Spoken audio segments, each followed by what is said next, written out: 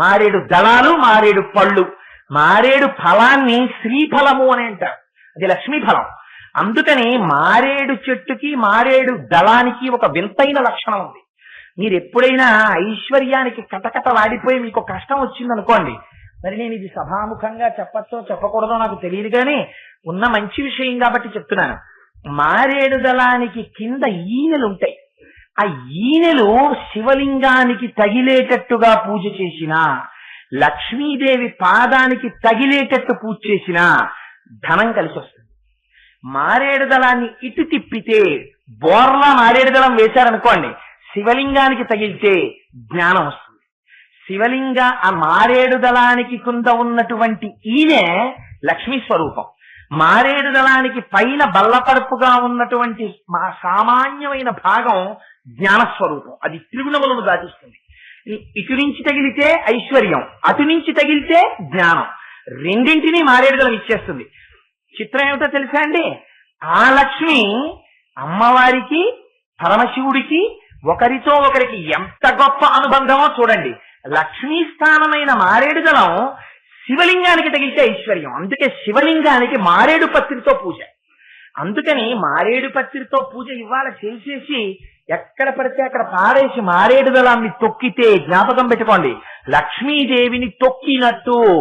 ఇది ఇప్పుడు కనపడదు, ఒకనాడు కట్టి కుడిపేస్తుంది పాపం. ఆనాడు బాధపడతాను, నాకు తెలియలేదు, ఏం చేశానంటాడు. జ్ఞాపకంలో ఉంటుందా?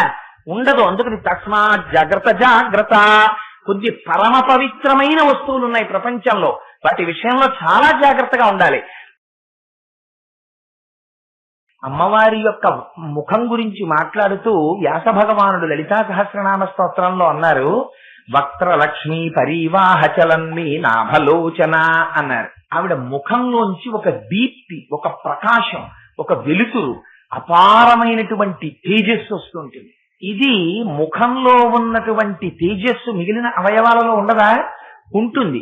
కానీ మీరు అమ్మవారి యొక్క తేజస్సుని అపారంగా చూడగలిగినది అమ్మ ముఖంలో చూడగలరు. ఎందుచేత? నిన్నటి రోజున మీకు చెప్పాను, అమ్మవారి కన్నులలో వచ్చేటటువంటి కాంతే అంత సౌందర్యవంతమైతే ఇంకా అమ్మవారి యొక్క ముఖ దీప్తి ఎంత అందంగా ఉంటుంది. అమ్మవారి పెదవులు కాంతి, అమ్మవారి చుబుకం కాంతి, అమ్మవారి ముక్కు కాంతి, అమ్మవారి కన్నులు కాంతి, అమ్మవారి నోరు కాంతి, నాలుక కాంతి. అసలు ఇంకా రహస్యం వీలైతే రేపటి రోజున చెప్తాను. శరజ్యోత్స్నా శుద్ధాం శశీత జటాజూటమకుటాం అన్న శ్లోకం ఉంది. అందులో అయితే సరస్వతీదేవి ఎర్రబడిపోయింది, తెల్లటి సరస్వతీదేవి ఎర్రగా అయిపోతుంది అమ్మవారి నాలుక మీద కూర్చుని. అందుకని ఆ తల్లి యొక్క శక్తి అటువంటిది. అటువంటి తల్లి కనుక అమ్మవారి ముఖమండలాన్ని చూస్తున్నప్పుడు అమ్మవారి కళ్ళ వంక చూశారా చాలు మనస్సు లయమైపోతుంది. అమ్మ పెదవి వంక చూశారా మనస్సు లయమైపోతుంది. అమ్మ దంత పంక్తి వంక చూశారా మనస్సు లయమైపోతుంది. అసలు అమ్మ చిరునవ్వు నవ్విందా చెప్పనే అక్కర్లేదు. అమ్మవారి చెవులు చూశారా, గొప్ప సౌందర్యం, పుష్పాల గుత్తులు పెట్టుకుని ఉంటుంది ఆవిడ. అందుకని ఏ అవయవానికి ఆ అవయవమే అందం.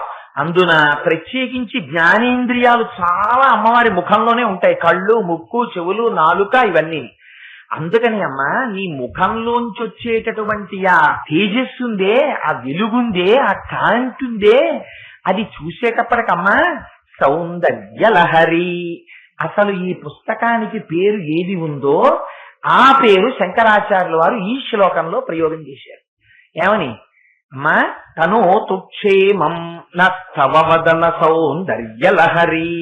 అమ్మ నీ ముఖం చూసేటప్పటికీ అందులోంచి వచ్చేటటువంటి ఆ దీప్తిని, ఆ కాంతిని చూసేసరికి మా యొక్క దరిద్రమంతా పోయి మాకు సుఖము, సౌభాగ్యము, ధనము వర్ధిల్లుగాక, క్షేమము కలుగుగాక అంటూ శంకరులు అంటారు. పరివాహ స్రోత సరణిరివ సీమంత సరణి. సీమంతం అన్నారు. అది ఒక చిత్రమైనటువంటి మాట. సీమంతము అనగానే మీకేం జ్ఞాపకం వస్తుంది? సీమంతం అనగానే ఆడవాళ్ళందరికీ జ్ఞాపకం వచ్చేటటువంటి విషయం, ఆడవాళ్ళు గర్భం ధరించి ఉన్నప్పుడు ఒక ఉత్సవం చేస్తారు, ఏదో 6వ నెలలోనో. అసలు న్యాయంగా అయితే ఆ సమయంలోనే 6వ నెల నుంచి ధర్మశాస్త్రంలో చాలా నిబంధనలు ఉన్నాయి. ఇంకప్పటి నుంచి స్త్రీ జుత్తు ఎరబోసుకుని ఉండకూడదు, పగటిపూట ఎక్కువ నిద్రపోకూడదు, ఆ తర్వాత బొగ్గు ముట్టుకుని ఏది రాయకూడదు, బూడిదని కాళ్లతో కాని చేతులతో కాని ఎక్కువసేపు స్పృశించకూడదు, కాలివేళ్లతో నేల మీద ఏది రాయకూడదు, అసుర సంధ్య వేళ గడప దాటి బయటికి వచ్చి నిలబడకూడదు. ఇలా ధర్మశాస్త్రం చాలా నియమాలు చెప్పింది. లోపల పెరిగేటటువంటి బిడ్డ యొక్క ఔన్నత్యం పెరగాలంటే అవి పాటించాలి అంది. భర్త సీమంతము అని ఒకటి చేస్తాడు కదా, మనకు అదే కదా తెలుసున్నది సీమంతం అంటే. ఇవాళ శంకరాచార్యులు వారు అమ్మవారి జుట్టు సీమంతం అంటున్నారు. జుట్టు సీమంతం ఏమిటి? మనకి తెలుసున్నది గర్భిణి అయిన స్త్రీకి సీమంతం తెలుసు మనకి. అసలు దాని పేరు సీమంతం కాదు. ఆడవాళ్ళకి చేసేటటువంటి ఉత్సవాన్ని ఇవాళ మనం ఏమండి మా అమ్మాయికి గాజులు పెట్టిస్తున్నాం, మా కోడలికి గాజులు పెట్టిస్తున్నాం, లేకపోతే మా అమ్మాయికి సీమంతం అండి, మా కోడలికి సీమంతం అండి అంటున్నాం మనం. అసలు దాని పేరు ఏమిటో తెలుసా అండి? అసలు దానికి ఉన్న పేరు వేరు. సీమంతోన్నయనము అని పేరు దానికి. సీమంతోన్నయనము అని పిలవాలి. ఎందుకు అలా పిలుస్తారో తెలుసా? సీమంతం అంటే అమంగళకరమైనటువంటి అనేక మంది 6వ నెల దాటుతుండగా గర్భిణీ స్త్రీ చుట్టూ చేరుతాయి. ఎలాగైనా ప్రమాదం తీసుకురావాలని. అలా తీసుకురాకుండా, అలాంటి ప్రమాదం ఏర్పడకుండా ఉండాలంటే ఇవాల్టి రోజున సీమంతం అంటే దేనికి పనికి వస్తుందంటే, మీరు ఇన్ని రకాల స్వీట్లు తీసుకొస్తారు, మేము ఇన్ని రకాల స్వీట్లు తీసుకురావడం, అంతే సీమంతం. అది కాదు సీమంతం అంటే. సీమంతోన్నయనము అంటే ఆ రోజున భర్త వచ్చి ఆ స్త్రీ యొక్క జుట్టు 2 జడలుగా ఉన్నదాన్ని విప్పి పైకి ఎత్తి కడతాడు. కట్టే ముందు భర్త పాపట తీయాలి ఆ రోజున. ఆ భర్త పాపట తీసేటప్పుడు ఎలా పడితే అలా దియ్యన్నట్టుకుని పాపట తీయకూడదు ఆ రోజున. ఆ రోజున ఏదైనా ఒక అడవి దున్న యొక్క ఒక పెద్ద ముళ్ళు ఒకటి తీసుకొచ్చి, ఓ చిన్న ముల్లో దాంతో శమీవృక్షపు శాఖని ఓ చిన్న కొమ్మని కలిపి రెండింటిని కలిపి పట్టుకుని పాపటలోకి అలా దువ్వెన్న ఎలా పెడతారో అలా పెట్టి వెంట్రుకలని అటు ఇటు తిప్పి ఉన్నయనము అంటే ఆ జుట్టుని ఇలా పైకెత్తి తాడు పెట్టి కట్టకూడదు, రిబ్బన్లు పెట్టి కట్టకూడదు. ఆ కట్టేటప్పుడు బతికున్నటువంటి గొర్రె యొక్క ఉన్ని తీసుకొచ్చి తాడు పేని ఆ తాడుతో కట్టి కింద ముడివేస్తాడు. అలా చేస్తే అదిగో అది సీమంతోన్నయనము. అసలు ఆ ఉన్నయనము అన్నది తీసేశారు. ఇప్పుడు అసలు లేనే లేదు ఆ మాట. మా ఇంట్లో సీమంతోన్నయనము అంటే సీమంతమేనా ఇంకేమన్నానా అని అడుగుతారు. అసలు దాని పేరు సీమంతోన్నయనము. సీమంతోన్నయనము అంటే ఏమిటి? జుట్టు పాపట తీయుట. జుట్టు పాపట తీయటాన్ని సీమంతం అంటారు. మీకు ఇంకా దీని గురించి స్పష్టంగా చెప్పాలంటే సీమ అన్న మాట మీరు ఎప్పుడు వాడతారు? సీమ అంటే హద్దు అని గుర్తు. సీమ అంటే రాయలసీమ, తెలుగు సీమ, పల్నాటి సీమ, తమిళ సీమ, ఇలా కదా చెప్తాం.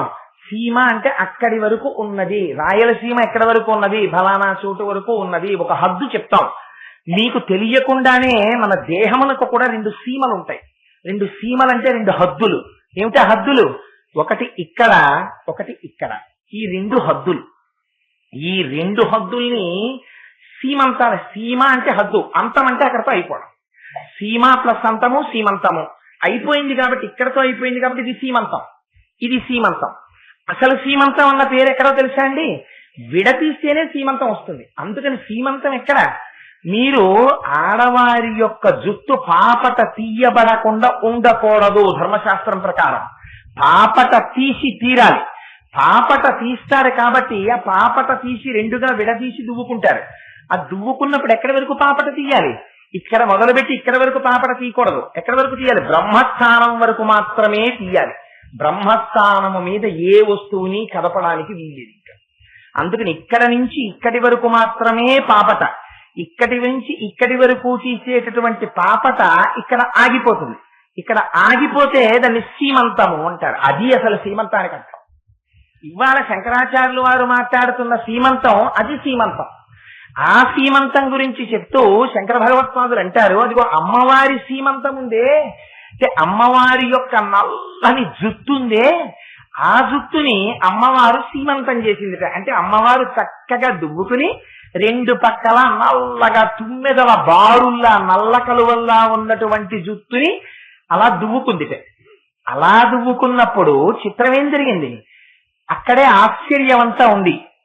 అమ్మవారు సింధూరం పెట్టుకుంది. ఇక్కడ ఈ సింధూరం, అసలు సింధూరం పెట్టుకోవడం గురించి ఒక గొప్ప రహస్యం ఉంది.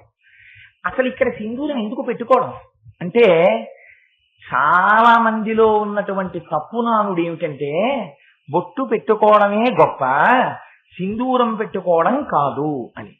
అసలు మీ భర్త యొక్క ఐశ్వర్యం దేన్ని బట్టి నిర్ణయింపబడుతుందో తెలుసా అండి? మీరు పెట్టుకునేటటువంటి సింధూరమును బట్టి నిర్ణయింపబడుతుంది. ఆవిడ ఇంటికి వచ్చిన తరువాత ఆయనకి కలిసి వచ్చినా, ఆయనకి ఐశ్వర్యము నిలబడినా, ఆయనకి 4 రూపాయలు ఉన్నా, ఆయన వెళ్ళినటువంటి పనులు అయినా ఎక్కడి నుంచి కలిసి వస్తుందో తెలుసా? కలిసి వచ్చేది ఆడది ఇక్కడ పెట్టుకున్న బొట్టులోంచి వస్తుంది.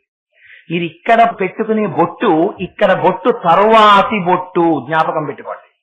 ఇది ధర్మశాస్త్రం. మీరు ఇక్కడ బొట్టు పెట్టుకున్న తర్వాత ఇక్కడ పెట్టుకోవచ్చు. ఇక్కడ పెట్టుకుని ఇక్కడ మరిచిపోతే భర్తృద్రోహం. అలా చెయ్యకూడదు. మెట్టినింటి యొక్క వైభవాన్ని కోరుకున్న స్త్రీ, తన భర్త వృద్ధిలోకి రావాలని కోరుకున్న స్త్రీ, తాను ఏ ఇంటికెళ్ళిందో ఆ ఇంట్లో వంశము నిలబడాలని కోరుకున్న స్త్రీ, తమని ధర్మక్షేత్రముగా స్వీకరించినటువంటి పురుషుడికి కొడుకులు పుట్టి ఆ వంశం తరగాలని కోరుకున్న స్త్రీ ఖచ్చితంగా సింధూరం పెట్టుకోవాలి. ఇక్కడ ఆ సింధూరం ఇక్కడే ఎందుకు పెట్టుకోవాలి? మీరు క్షమించండి, వాళ్ళ ఎవరైనా అలా ఉంటే నేను ఏదో దాని గురించి విమర్శ చేశానని మాత్రం అనుకోకండి. ఉన్న విషయం నేను చెప్పాలి కాబట్టి శ్లోకంలోని చెప్తున్నాను అంతే. అందుకని ఇక్కడ సింధూరం ఇక్కడే ఎందుకు పెట్టుకోవాలి? సీమంతంలో, సీమంతం అంటే ఆ పాపట తీయడంలో నేను ఎక్కడెక్కడ సీమంతము అన్న మాట వాడినా మీరు ఇవాళ గర్భిణీ స్త్రీల సీమంతాన్ని గుర్తు తెచ్చుకోకండి. నేను చెప్పే సీమంతం అంటే ఇది సీమంతం, పాపట. ఈ సీమంతంలో ఇక్కడ ఎందుకు పెట్టుకుంటున్నారు సింధూరాన్ని? ఇక్కడ ఎందుకు పెట్టుకుంటున్నారంటే, ఇక్కడ పెట్టుకోవడం వెనకాతల ఒక పెద్ద రహస్యం ఉంది. ఇక్కడే ఎందుకు పెడతారంటే, లక్ష్మీదేవిని లక్ష్మీదేవిగా అర్చన చేస్తారు. కానీ లక్ష్మీదేవి యొక్క మూర్తి లక్ష్మి. మీరు వెళ్ళి అమ్మా నీ అనుగ్రహం మాకు కలగాలని అడుగుతారు. పురుషుడు వివాహం చేసుకునేటప్పుడు ఆయన కన్నా పెద్దవాడైన మామగారు అల్లుడి కాళ్ళు కడిగి పళ్ళెంలో పెట్టి ఆ నీళ్లు తీసుకుని తను తల మీద చల్లుకుని తన భార్య తల మీద చల్లుతున్నాడు. అలా చల్లచ్చా? అల్లుడికి ఆయుక్షీణం కాదు. వయస్సులోనేమో మామగారు పెద్దవాడా? మామగారి కన్నా పెద్ద అల్లుడు ఉంటాడు ప్రపంచంలో ఎక్కడన్నా. మామగారి కన్నా అల్లుడు చిన్నవాడు ఉంటాడు. చిన్నవాడైనటువంటి అల్లుడి కాళ్ళు పళ్ళెంలో పెట్టి అత్తగారు నీళ్లు పోస్తుంటే మామగారు కాళ్ళు కడిగి ఆ నీళ్లు తల మీద చల్లుకోవచ్చా? చల్లుకోకూడదు. మరి ఎందుకు చల్లుకుంటున్నారు? మీరందరూ కూడా పాణిగ్రహణంలో ఇదో విచిత్రం. మనందరం వివాహం వివాహం వివాహం అంటాం. వివాహం అంటే విచిత్రమైన బరువు. వీడు మళ్ళీ వింతైన బరువెత్తుకుంటున్నాడు రా అని. అసలు పాణిగ్రహణం ధర్మశాస్త్రం. అరచేతిని అరచేతితో రాసి పట్టుకుంటాడు, నువ్వు నా ఇంటికి లక్ష్మిలా నడిచిరా అని. అందుకని ఆడపిల్లనిస్తున్నానని ఇవ్వడు మామగారు ఇచ్చేటప్పుడు. ఆయనలోకి నారాయణుణ్ణి ఉపాసన చేస్తాడు. ఉపాసన చేసి తన కుమార్తెలోకి లక్ష్మీదేవిని ఉపాసన చేస్తారు. చేసి పద్మాననే పద్మవూరు పద్మాక్షి పద్మ సంభవే, పద్మంలో కూర్చున్న లక్ష్మీదేవిని తీసుకొచ్చి అక్కడ కూర్చోపెడతారు. కూర్చోపెట్టి ఈయన నా కుమార్తె లక్ష్మి, నువ్వు నారాయణుడవు. ఈ పిల్ల నా పిల్ల కాదు, ఈ పిల్ల ఆడపిల్ల, ఈడపిల్ల కాదు, పుట్టినప్పుడే ఈ పిల్ల నీ పిల్ల, ఈమె లక్ష్మి నీ సొత్తు. అందుకని ఈ లక్ష్మిని ఈ నారాయణుడికి ధారపోస్తున్నాను అని లక్ష్మిని తీసుకెళ్లి నారాయణుడికి ఇస్తున్నాడు తప్ప ఒక ఆడపిల్లని ఒక మగాడి పక్కకి పంపించేటటువంటి దౌర్భాగ్య ధర్మం లేదు సనాతన ధర్మంలో. మీకు ధర్మపత్ని ఇస్తున్నాడంతే. ఆమెని మీరు చూడవలసినది ధర్మపత్నిగా, మీ ధర్మమునందు, అర్థమునందు, కామమునందు. అందుకే భార్యతో రమించి తన తేజస్సుని భార్య యందు ప్రవేశపెట్టిన నాడు తన తేజస్సే తన పుత్రుడిగా బయటకు వస్తుంది. ఇది భార్యకి మాత్రమే పురుషుడివ్వవలసిన కానుక, ఇతరులకు ఇవ్వడానికి వీల్లేదు దాన్ని. అందుకని అంత ధర్మబద్ధం. అందుకని మామగారిస్తున్నది లక్ష్మీ స్వరూపనిస్తున్నాడు. లక్ష్మీ స్వరూపగా మీ ఇంట నడయాడుతోంది ఆ పిల్ల. మీ ఇంట లక్ష్మి నడయాడాలి. ఎన్ని రూపాలుగా నడయాడాలి అందులోనే ఉంది రహస్యం అంతా. మీకు ఒక కర్రనిచ్చి 4 ముక్కలు నరకమన్నాం అనుకోండి, ఒక కర్రని తీసుకొచ్చి 3 మాటలు నరికితే చాలు 4 ముక్కలు అయిపోతాయి. ఒక కర్రను ఒక మాట కొడితే 1 ముక్క వస్తుంది, 2వ మాట కొడితే 2వ ముక్క వస్తుంది, 3వ మాట కొడితే 2 ముక్కలు వచ్చేస్తాయి, 4 ముక్కలు అయిపోతున్నాయి. ఒక్క ధర్మపత్నిని స్వీకరిస్తే ధర్మ కామ మోక్షములు కూడా అందులో వచ్చేస్తాయి. ఏమిటి అర్థం? అర్థం అంటే భార్య ఇచ్చేటటువంటి అర్థం ఏమిటో తెలుసా అండి? ఏమన్నా మా ఆవిడ ఏం ఉద్యోగం చేయలేదు, నాకు ఎప్పుడు ఏం డబ్బులు పట్టుకొచ్చి ఇవ్వలేదు, మీరేమో ధర్మపత్నిని పట్టుకుంటే అర్థం వస్తుందంటున్నారు, ఎక్కడి నుంచి వస్తుందండి అర్థం అని మీకు అనుమానం రావచ్చు. అర్థము కొడుకు, తండ్రికి కొడుకు అర్థము. ఎందుకని? విదురుడంతటి వాడు ఒక మాట అడిగాడు, నాకు కోరిక ఏమిటో తెలుసా, నేను బ్రతికున్నంత కాలము నా కొడుకు పక్కన పడుకుని నేను అతన్ని కౌగిలించుకునే అదృష్టాన్ని నాకు ఇమ్మన్నాడు. అదేమిటండి, ఎన్ని ఏళ్ళు వచ్చినా కొడుకు పక్కన ఇంటి పడుకుంటాడా అని మళ్ళీ అనకండి. కొడుకు పక్కన పడుకోవడం అంటే తండ్రి కొడుకు ఒక చోట ఉండుట. తండ్రి కొడుకులు విడిపోయి ఉండడం ధర్మశాస్త్ర రీత్యా దురదృష్టాన్ని అనుభవించడం. తను వృద్ధాప్యం వచ్చేసిన తర్వాత కొడుకు దగ్గర ఉండడం, ఉండి ఆ కొడుకు కనపడినప్పుడు తండ్రి కుమారుణ్ణి కౌగిలించుకోవడం, పుత్రగాత్ర పరిష్వంగములకు మించిన ఐశ్వర్యం ఇంకా తండ్రికి లేదు శాస్త్రంలో. వాడికి కోట్లుండనివ్వండి, వాడు నిలిపేది ఎప్పుడు? పుత్రగాత్ర పరిష్వంగము లేనప్పుడు. అది లేనప్పుడు ధర్మశాస్త్రం ఏం చేసిందంటే, ఇది ఇక్కడ కూర్చున్నప్పుడు నిర్దాక్షిణ్యంగా మాట్లాడవలసిందే. శాసనాత్ శంసనాత్ ఇది శాస్త్ర. అందుకని ఉన్నమాట ఉన్నట్లు మాట్లాడుతున్నాను. అటువంటి వాడికి పౌత్రుణ్ణి ఇచ్చింది శాస్త్రం. నువ్వు ఇప్పటికైనా ధర్మంలో వెడితే నీకు మనవాణ్ణి ఇస్తున్నానంది. ఇస్తే అందుకని కొడుకు లేకపోతే మనవాణ్ణి ఇచ్చానంది. ఎప్పుడు? నువ్వు మళ్ళీ ధర్మంలోకి వచ్చినప్పుడు భగవాను నిందించకు. అందుకని నీ ఇంటికి వచ్చిన లక్ష్మి ఎలా వస్తోంది? లక్ష్మిగా వచ్చిందని ఏమిటి గుర్తు? నీ భార్య నీ ఇంట్లో కదులుతున్న లక్ష్మి. ఎలా నిర్ణయం? అందుకని శాస్త్రంలో అన్నారు 5 లక్ష్మీ స్థానాలు ఉన్నాయన్నారు. ఏమిటి 5 లక్ష్మీ స్థానాలు?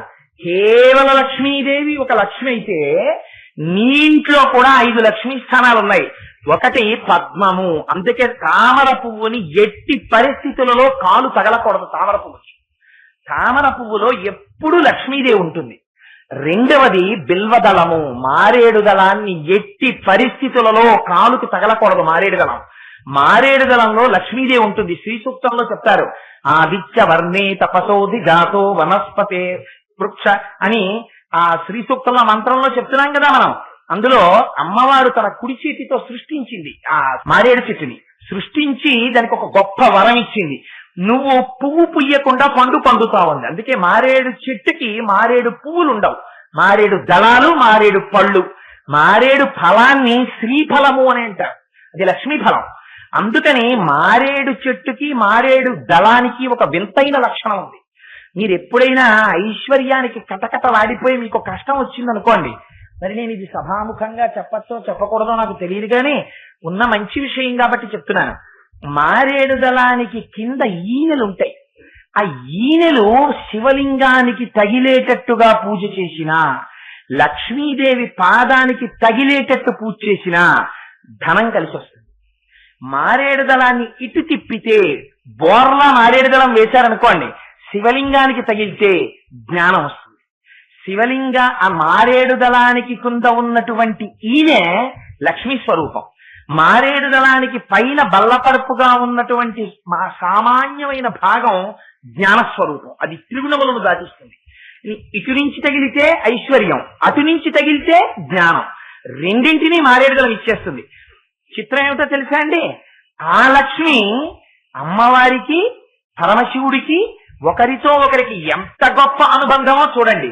లక్ష్మీ స్థానమైన మారేడు దళం శివలింగానికి తగిలితే ఐశ్వర్యం. అందుకే శివలింగానికి మారేడు పత్రితో పూజ.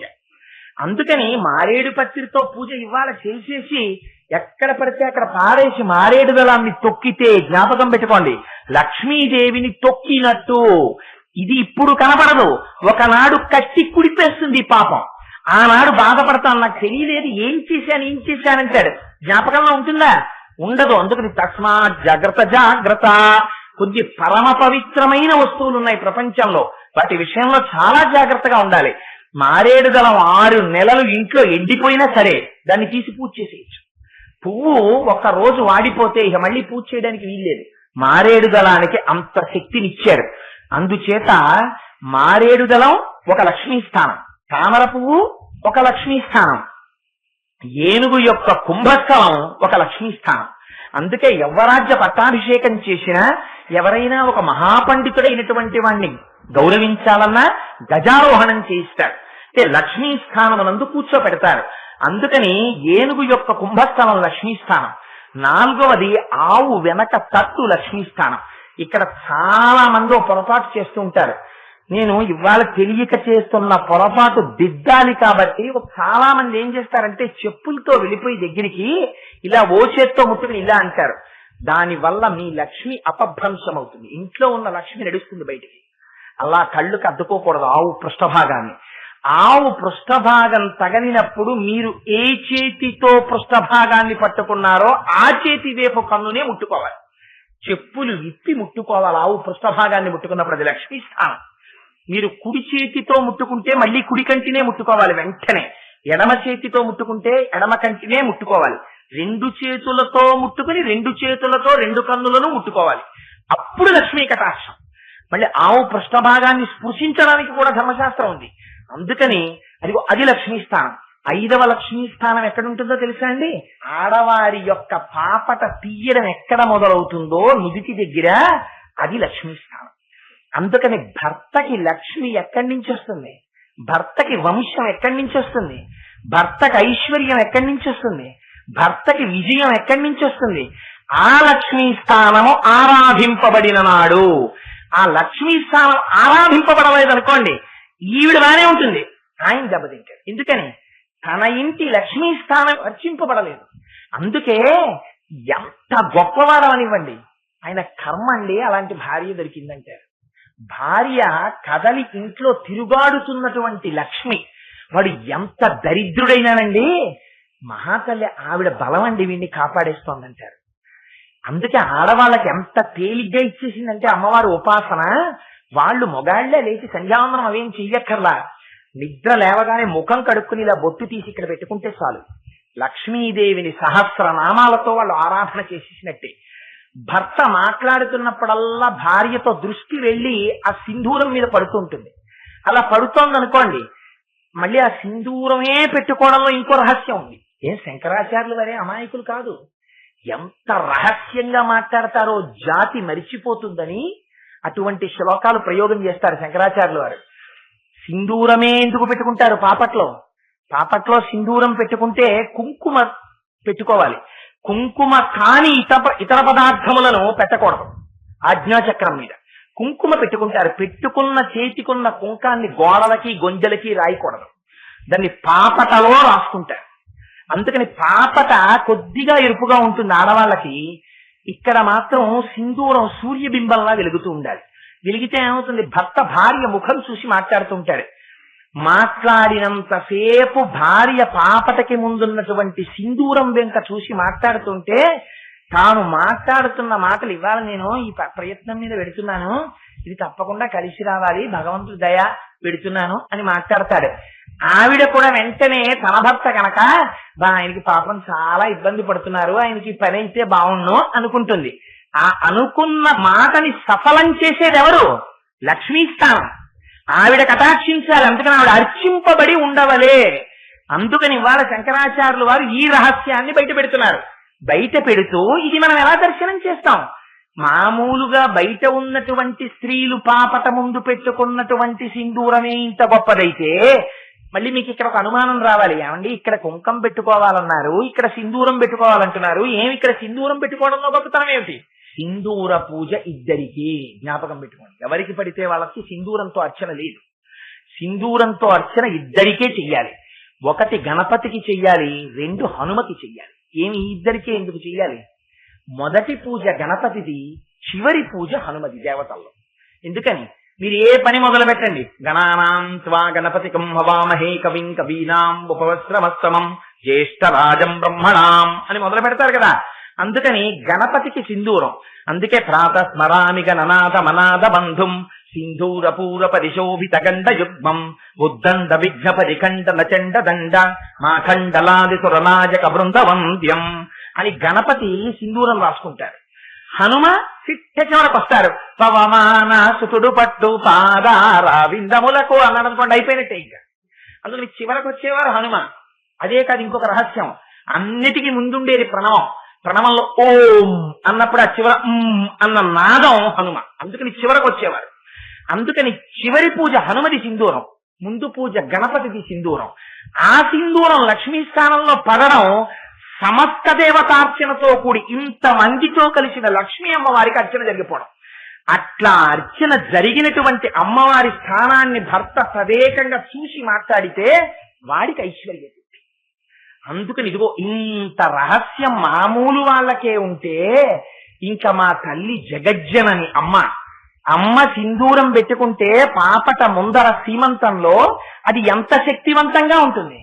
అందుకని ఇవాళ శంకరాచార్యుల వారు అంటున్నారు, తనో తుక్షేమన్న స్తవవదన సౌందర్యలహరి పరివాహ స్రోత సరణిరివసి మంత సరణి అని ఎంత గొప్ప మాట వేసేశారంటే, అక్కడ అమ్మవారు ఇక్కడ ఎర్రటి బొట్టు పెట్టుకుందిట, ఇక్కడ సింధూరం పెట్టుకుందిట.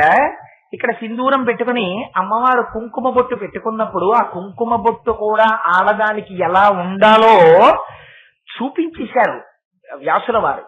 అలా చెప్తే బాగుండదు, ఒకరికి చెప్పినట్టని ఎంత గొప్పగా చెప్పారో తెలుసా అండి. ముఖ చంద్ర కళంకా భమృగనాభి విశేషక అన్నారు. చంద్రుడికి ఉండేటటువంటి మత్స ఎంత సహజంగా ఉందో అమ్మవారి యొక్క ముఖమునకు బొట్టు అలా ఉంటుంది. అంటే అసలు మత్స లేకుండా మీకు ఎప్పుడైనా చంద్రుడు కనపడతారా? అంటే బొట్టు లేకుండా సుమంగళి అయిన స్త్రీ కనపడకూడదు. అయితే అలా సింధూరం అందరూ పెట్టుకోవచ్చా? సుమంగళి మాత్రమే పెట్టుకోవాలి. ఎందుకని? సుమంగళికే భర్త యొక్క లక్ష్మీ స్థానాన్ని కోరే అధికారం ఉంటుంది. అందుకని తను సుమంగళి అని భర్త యొక్క ఔన్నత్యమును కోరుతున్నది అని చూడగానే ఈవిడికి శాస్త్రం తెలుసున్న మనిషి, ఈవిడ కూతుర్ని నా ఇంటి కోడల్ని చేసుకోవచ్చు అని పెద్దలైన వారు నిర్ణయించుకోవాలంటే వారి ఇంటికి వచ్చేటప్పుడు ఆడపిల్ల తల్లికే ఇక్కడ పాపటలో బొట్టు లేదనుకోండి, శాస్త్రం తెలుసున్నవాడైతే ఇంకా ఆమె కూతురికే తెలియదు, ఎప్పటికొస్తుంది అభ్యాసంలో. అందుకని పరిహరిస్తాడు. అందుకని ఖచ్చితంగా మరిచిపోకుండా సుమంగళులైనటువంటి స్త్రీలు ధరించి తీరవలసినటువంటిది సింధూరము. నేను చెప్తున్నానని మీరు అనుకోవద్దు, ఈ మాట పదే పదే చెప్తున్నాను. ఇవాళ కోటేశ్వరరావు గారు చెప్పాడు ఈ మాట, కోటేశ్వరరావు గారు చెప్పాడు ఈ మాట అనవద్దు. ఇది ధర్మశాస్త్రం. ఇది శంకర భగవత్పాదులు చెప్తున్నది శ్లోకంలో, జాతిని ఉద్దేశించి మనని ఉద్ధరించడం కోసం చెప్పిన మాట. జగద్గురువుల మాటకి తిరుగులేదు. అది శ్లోకంలో ఉన్నది కనుక దాని వ్యాఖ్యానంలో నేను చెప్తున్నానంతే. పెట్టుకోవడం పెట్టుకోకపోవడం మీ ఇష్టం. అందుకని శంకరులు అంటారు, అమ్మ ఇక్కడ కుంకుమ పెట్టుకుంది, ఇలా పాపటలో ఆ కుంకాన్ని రాసుకుంది. ఇది మనకి చూపిస్తారు మిగిలిన వాళ్ళకి ఆదర్శం చేయడం కోసం. సింధూరాన్ని ఇక్కడ పాపట ముందు పెట్టుకుందిట అమ్మ. పెట్టుకుంటే అది ఎంత విచిత్రంగా ఉందంటేట, వహంతి సింధూరం ప్రబల కబరీ భారతిమిరా దిశాం బృందై బందీకృతమివ నవీనార్క కిరణం. అయితే భగవన్ శంకర, మా యొక్క పాపట దర్శనమే మాకు జరగదు కదా అద్దంలో చూసుకుంటే తప్ప, మరి అటువంటిది అమ్మవారి పాపట అమ్మవారి సింధూరం మాకు కనపడతాయా? ఎలా కనపడతాయి తండ్రి అని మనం అడుగుతామేమోనని మన మనస్సుల్లో నాటుకుపోయేటట్టు దాన్ని వర్ణిస్తే, మానసికమైనటువంటి దర్శనము ఎవరికైనా అయిందా? ఒకవేళ పొరపాటున ఇవాల్టి వరకు అలాంటి పొరపాటు జరిగి ఉంటే ఆ పొరపాటుని తీసేస్తుంది అమ్మవారు. తీసేస్తుంది, అపారమైన ఫలితాన్ని ఇస్తుంది, లక్ష్మీ కటాక్షాన్ని ఇస్తుంది ఆవిడ. అందుకని మామూలుగా ఆడవాళ్ల యొక్క పాపట మొదటి స్థానమే లక్ష్మీ స్థానం అయితే ఇంకా అమ్మవారి యొక్క పాపట మొదటి స్థానం ఏమై ఉండాలి? ఎంత లక్ష్మీ స్థానం అయి ఉండాలి? దాన్ని దర్శనం చేయించాలి ఇవాళ మనకి. దానికోసం మనకి చేయించకపోతే ఏం శంకరాచార్యులు వారు చేయలేదా? ఆయన హాయిగా కూర్చోలేరా? తండ్రికి బిడ్డల మీద ఎంత తాపత్రయమో శంకరాచార్యుల వారికి జాతి మీద అంత తాపత్రయం. నేను చెప్పకపోతే వీళ్ళకి ఎలా తెలుసుకుంటారు, వీళ్ళు ఎలా ఉద్ధరింపబడతారు అని మహానుభావుడు మనకి చెప్పడం కోసమని ఇవాళ ప్రయత్నం చేస్తున్నారు. ఆయన అంటారు, అమ్మవారు ఇక్కడ సింధూరం పెట్టుకుంది. పెట్టుకుని ప్రబల కబరీ భారతిమిరా, ఈ జుత్తు ఇలా దువ్వుకుంది. దువ్వుకుంటే ఎలా ఉందంటేట, జుత్తు చూస్తే చీకట్ల గుంపులొచ్చి ఇక్కడ కూర్చున్నాయా అన్నట్టుగా ఉన్నాయిట. అది కూడా ఎలాంటి చీకటిట? ప్రబల కబరీ, అపారమైన బలం ఉన్న చీకటిట. అదేమిటండి చీకటికి బలం ఉంటుందా అంటే శంకరులు అన్నారు, బలం ఉంది చీకటికి. ఏమిటిట బలం ఉందని గుర్తు? అంటే అమ్మవారు పాపట ముందు పెట్టుకున్నటువంటి సింధూరము బాలసూర్యుడిలా ఉంది. బాలసూర్యుడికి చీకటికే శత్రుత్వం. మీరు ఎప్పుడు గుర్తుపెట్టుకోండి, మధ్యాహ్నం సూర్యుడికి చీకటికి శత్రుత్వం ఉండదు. ఎందుకంటే అసలు మధ్యాహ్నం సూర్యుడిని చీకటి ఎప్పుడన్నా చూసింది ఏమిటి శత్రుత్వానికి? దాని మొహం అది ఎప్పుడు చూడదు. ఎందుకంటే మధ్యాహ్నం సూర్యుడు వచ్చి రావడానికి 6 గంటల ముందు వెళ్ళిపోయింది అది. అందుకు దానికి తెలియదు. దాని కోపం, దాని శత్రుత్వం అంతా ఎప్పుడు ఎవరి మీద అంటే కేవలం బాలసూర్యుడి మీదే. మేమింత దట్టంగా లోకాన్ని కమ్మేసి ఉంటే ఇంత వాడొస్తాడు చిన్ని పిల్లాడిలాగా, ఇంత వస్తాడు. అందులో అరుణోదయము అంటారు శంకరాచార్యుల వారు. ఎంత గొప్ప మాటలు వాడతారంటే, ఆ రథం తోలేటటువంటి ఆయన అరుణుడు, ముందు అరుణుడు కనబడతాడు కాబట్టి అరుణోదయం, ఆ తర్వాత సూర్యోదయం కనుక సూర్య భగవానుడు కనబడతాడు. అందుకని ఇంత చిన్ని సూర్యుడు వస్తాడు ముందు. ఇంత చిన్ని సూర్యుడు వచ్చి చీకట్లని తరిమి కొట్టేయడమే. ఒక్కనాడు మేము గెలిచామా? మేమంటే చీకటి ఒక్కనాడు గెలవలేదు.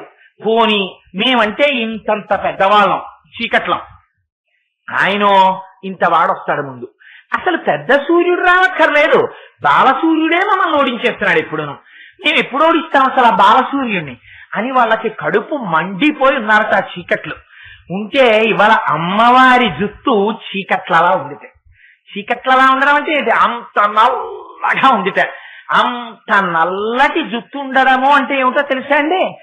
అయ్యవారిని అంతగా తన యందు వశము చేసుకోగలిగిన శక్తి కలిగి ఉండడం కాదు. ధునో తుధ్వాంతం అంత నల్లటి జుత్తు మీకు కనపడింది అనుకోండి, మానసికంగా వెంటనే అజ్ఞానం ఎగిరిపోతుంది. ఆ ఎగరగొట్టగలిగినటువంటి నల్లటి జుత్తు నల్లటి అజ్ఞానాన్ని ఎలా పోగొడుతుంది? నువ్వు ధ్యానం చేస్తే తెలుస్తుంది నీకు. అందుకని 9 బారుల్లో ఉంటాయి అమ్మవారి కేశపాశాలు. అందుకని ఈ ఎగరగొట్టగలిగినటువంటి ఆ జ్ఞానం ఉన్నదే ఆ బాలసూర్యుల్లా ఉంది. ఇక్కడ అమ్మవారు పెట్టుకున్నటువంటి బొట్టు, ఈ సింధూరంలో పెట్టుకున్నటువంటి బొట్టు ఈ బాలసూర్యుడిలా ఉంటే ఏమవ్వాలి? బాలసూర్యుల్లోంచి కిరణాలు అన్ని వైపులకి రావాలి. అన్ని వైపులకి వస్తే ఇప్పుడు ఇక్కడ అమ్మవారి జుత్తంతా ఎలా ఉంది? చీకట్లలా ఉంది. చీకట్లలా ఉన్నటువంటి జుత్తుని దీని యొక్క ఎర్రని కిరణములు కప్పేయాలి. ఎందుకని మరి సూర్యుడు వచ్చేసాడంటే చీకట్లు ఏమైపోతాయి? ఏ కనపడకూడదు. నువ్వు ఎర్రటి కాంతి కప్పేయాలి జుత్తుని. మరి జుత్తుని కప్పేశాయా? ఎర్రటి కాంతి కప్పలేదు. అమ్మవారి జుత్తే ఉంది, బొట్టు ఒకటే కనపడుతుంది, సూర్యుడు కనపడుతున్నాడు, కాంతి కనపడలేదు. ఇవాళ ఎంత విచిత్రం! సూర్యుడు వచ్చేసాడు, కాంతి చీకటి ఉండిపోయింది. ఇలా ఎప్పుడైనా ఉందా ప్రపంచంలో? ఎప్పుడూ లేదు. మరి ఇలా ఎందుకుంది అంటే శంకరులు అన్నారు, నువ్వు ఇచ్చిన లోకువా అన్నారు అమ్మవారిని. అలా అమ్మవారిని అనొచ్చా? అనకూడదు. ఉత్తప్పుడు సూర్యుడు వస్తే చీకట్లు పారిపోతున్నాయి. మరి నీ తల దగ్గరికి వచ్చేటప్పటికో నువ్వు సింధూరం సూర్యుడిలో పెట్టుకున్నా చీకట్లు అలాగే ఉన్నాయి. అంటే జుత్తు అలాగే ఉంది, ఎర్రతనం చేత కప్పబడలా. అమ్మా ఈ ప్రబల కబరి ఆ జుట్టుకి ఇంత బలం ఎక్కడి నుంచి వచ్చిందమ్మా? నీ వల్ల వచ్చింది, నువ్వు ఇచ్చిన లోకువా అన్నారు. ఆ మాట అనడంలో ఒక రహస్యం. నా దగ్గరికి వచ్చి ఎవరైనా, మీరు అందరూ నా మీద ఒక గౌరవంతో ఇలా ప్రసంగం వింటున్నారు, నన్ను ఎత్తి మీద కూర్చోబెట్టడమే, ఈ వేదిక తీసేసి నన్ను ఓ దుప్పటి కింద వారేసి కూర్చోవాయి కొట్టేశారో అని కూర్చోబెట్టి మాట్లాడమనకూడదా అనరు. ఎందుకన్నారు? చెప్తున్నాడు విషయాన్ని, అందుచేత వారికి కొంత గౌరవం ఇవ్వాలి మనం అని నాకు ఒక వేదిక కట్టి దాని మీద శివాసి వేసి, నాకు పుష్పహారం వేసి, నాకు ఫ్యాన్ ఇట్టి, మీరు ఫ్యాన్ లేకపోయినా కింద కూర్చుని ఇరుగ్గా కూర్చుని నేను ఒక్కడిని కూర్చోవడానికి 10 మంది పట్టే ఆసనం వేసి నన్ను కూర్చోపెట్టారు కదా. ఇంత నన్ను కూర్చోపెట్టిన తర్వాత ఉపన్యాసం అయిపోగానే ఎవరన్నా వచ్చి నా భుజం మీద చెయ్యేసి నన్ను ముందుకి లాగి, రే కొట్టేసరా ఏంట్రా నువ్వు వచ్చేట్రా ఉపన్యాసానికి అన్నారు అనుకోండి. అంటే మీకేమనిపిస్తుంది? ఏంట్రా అది ఆయన అలా అంటే? మీకు తెలిసి అవతలవాడు అజ్ఞానని మీకు తెలిసి ఉండొచ్చు. తెలిసి ఉన్న కోటేశ్వరరావు గారు అంత చనువు ఇవ్వకూడదు అలాంటి వాళ్ళకి. ఎందుకు అంత చనువు? ఆయన ఇచ్చిన లోకువా, వాడు ఆయనతో అలా మాట్లాడుతున్నాడు, అలా మాట్లాడచ్చా అనిపిస్తుంది మీకు. నేను అంత గొప్పవాడిని కాదు సుమా, ఉదాహరణకి చెప్పానంతే తేలిగ్గా అర్థం అవడానికి. అలా ఇవాళ శంకరులు అంటారు, అమ్మా సూర్యబింబంలా నువ్వు బొట్టు ఇక్కడ పెట్టుకున్నావు సింధూరాన్ని, అయినా ఎర్రటి కాంతులు కప్పలేకపోతున్నాయి నల్లటి జుత్తుని. నువ్వు ఇచ్చిన లోకువమ్మా, అంత బలం వచ్చింది జుత్తుకి. ఏమిటి లోకువా? చక్కగా జుత్తుకి రోజు నూనె రాస్తావు, దాన్ని చక్కగా దువ్వుతావు, చక్కగా పాపట తీస్తావు, సింధూరం పెడతావు, కుంకం రాస్తావు, అప్పుడు ముడేస్తావు, అందులో మంచి మంచి పువ్వులన్నీ పెట్టుకుంటావు. అలా కాకుండా ఎప్పుడైనా ఇలా జుత్తు ఎరబోసుకుని కనబడ్డావా? ఒక్క రోజు కనపడలేదే, అంత అందంగా సిగ వేసుకుని ఉంటావు. మరి వాటిని అంత చక్కగా నూనె రాసి చక్కగా వాటిని దువ్వి వాటిని చక్కగా ముళ్ళు లేకుండా రోజు దువ్వి వాటికి ముడేసి వాటికి పువ్వులెట్టి అంత చేస్తుంటే ఓ బలపడిపోయి ఇవాళ వాటికి ఎక్కడ లేని బలం వచ్చేసిందమ్మా. నువ్వు ఇచ్చిన లోకువా? ఇందులో రహస్యం ఏంటి? పైకి అలా అంటున్నారు, లోపల రహస్యం ఏంటి? అమ్మ తన కురుల పట్ల అంత శ్రద్ధ కలిగినది, నీవు నీ కురుల పట్ల అంత శ్రద్ధ కలిగి ఉండి తీరాలి సుమంగళి. అందుకే పురుషుడే కేశఖండనం చేయిస్తాడు, స్త్రీ సాధారణంగా చేయించరు. ఏదో చాలా గొప్ప మొక్కుకుని ఇవ్వడం ఎగ్జెంప్టెడ్, దాని గురించి నేను మాట్లాడటం లేదు. కానీ సాధారణంగా పురుషులు కేశఖండనం చేయించుకుంటారు. పురుషులు కేశఖండనం చేయించుకోవడం, శిఖతో ఉండడం అనేటటువంటిది ఒక సత్సాంప్రదాయం. అందుకని ఇవాళ అమ్మవారు అంతలా కేశపాశాన్ని రక్షించుకుని ఉండడం, తన భర్త పట్ల పాతివ్రత్య ధర్మంతో ఉండడం. భర్తృత్వము కలిగినటువంటి స్త్రీ, సుమంగళి అయిన స్త్రీ ఇంట్లో జుత్తు విరబోసుకుని తిరగడం, జుత్తు సరిగ్గా నూనె రాసుకోకుండా ఉండడం, భార్య జుత్తు చిక్కులు పడి ఉండడం, ఆ జుత్తు ఎప్పుడు ముడేసుకోకపోవడం, ఒక్కనాడు పువ్వులు పెట్టుకోకపోవడం. నాకు పువ్వులంటే అసహ్యం అండి అంటే, మా అమ్మాయికి పువ్వులంటే అసహ్యం అండి అని ఊరంతా టౌకేసేది ఏదో పెద్ద గొప్ప విషయంలో చెప్పుకోవడం. ఇవన్నీ ఐశ్వర్య లక్షణాలు కావురా, భ్రష్ట లక్షణాలు. నేను హత్య చేశానండి అని ఊరూరా చెప్పుకుంటే అంత అసహ్యమో, ఇది చెప్పుకోవడం అంత అసహ్యం. అందుకని అలాంటివి చెప్పుకోకూడదు, అవి రాకూడదు అలాంటి లక్షణాలు. అందుకని అమ్మా, నువ్వు రోజు నీ కబరీ బంధాన్ని అంత గొప్పగా వేసుకుంటున్నావంటే అది నీ యొక్క పాతివ్రత్యాన్ని సూచిస్తోందమ్మా. అందుకని నీ జుత్తు కాబలం వచ్చింది. ఏమిటి ఇప్పుడు శంకరుడు చెప్పేది?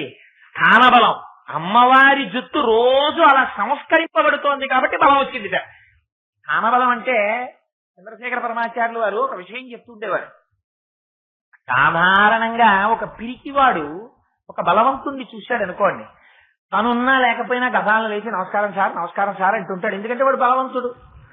శ్రీ మహావిష్ణువు దగ్గర ఇద్దరు ఉంటారు. ఒకరు అనంతుడు, శేషుడు అంటారు. అంటే మీకు అందరికీ తెలుసు, శేషుడి మీద స్వామి పవళిస్తూ ఉంటారు. గరుడు అని ఒక ఆయన ఉంటారు, గరుత్మంతుడు. శేషుడి కన్నా గరుత్మంతుడి యొక్క అధికారము, శక్తి ఎక్కువ. ఎందుచేత అంటే రాత్రి స్వామి కాసేపు పవళింపు సేవకు వచ్చినప్పుడు శేషుడి మీద అలా శేషతల్పం మీద పడుకుంటారు. మళ్లీ పొద్దున్నే వైకుంఠంలో సభ తీర్చగానే మొట్టమొదటి వచ్చేవారు ఎవరంటే గరుడు వస్తారు. వచ్చి స్వామి వైకుంఠంలో అందరూ వచ్చేశారు, తమరు బయలుదేరి విజయం చెయ్యాలి అంటారు. స్వామి లక్ష్మీ సహితుడై గరుత్మంతుడి మీద ఎక్కుతారు. ఆ గరుత్మంతుడు స్వామిని తీసుకుని వైకుంఠంలో సభకి తీసుకెడతారు, కూర్చోపెడతారు. అక్కడంతా ఆయిందే పెత్తనం. ఇక్కడ ఎలా దేవాలయంలో వ్యవహారాలన్నీ పరమ శ్రద్ధతో జాగ్రత్తగా ఇక్కడ ధర్మకర్తలు ఈ ఆలయం ఎలా నిర్వహించబడాలని కోరుకున్నారో అలా వైకుంఠంలో గరుత్మంతుడు నిర్వహిస్తూ ఉంటారు.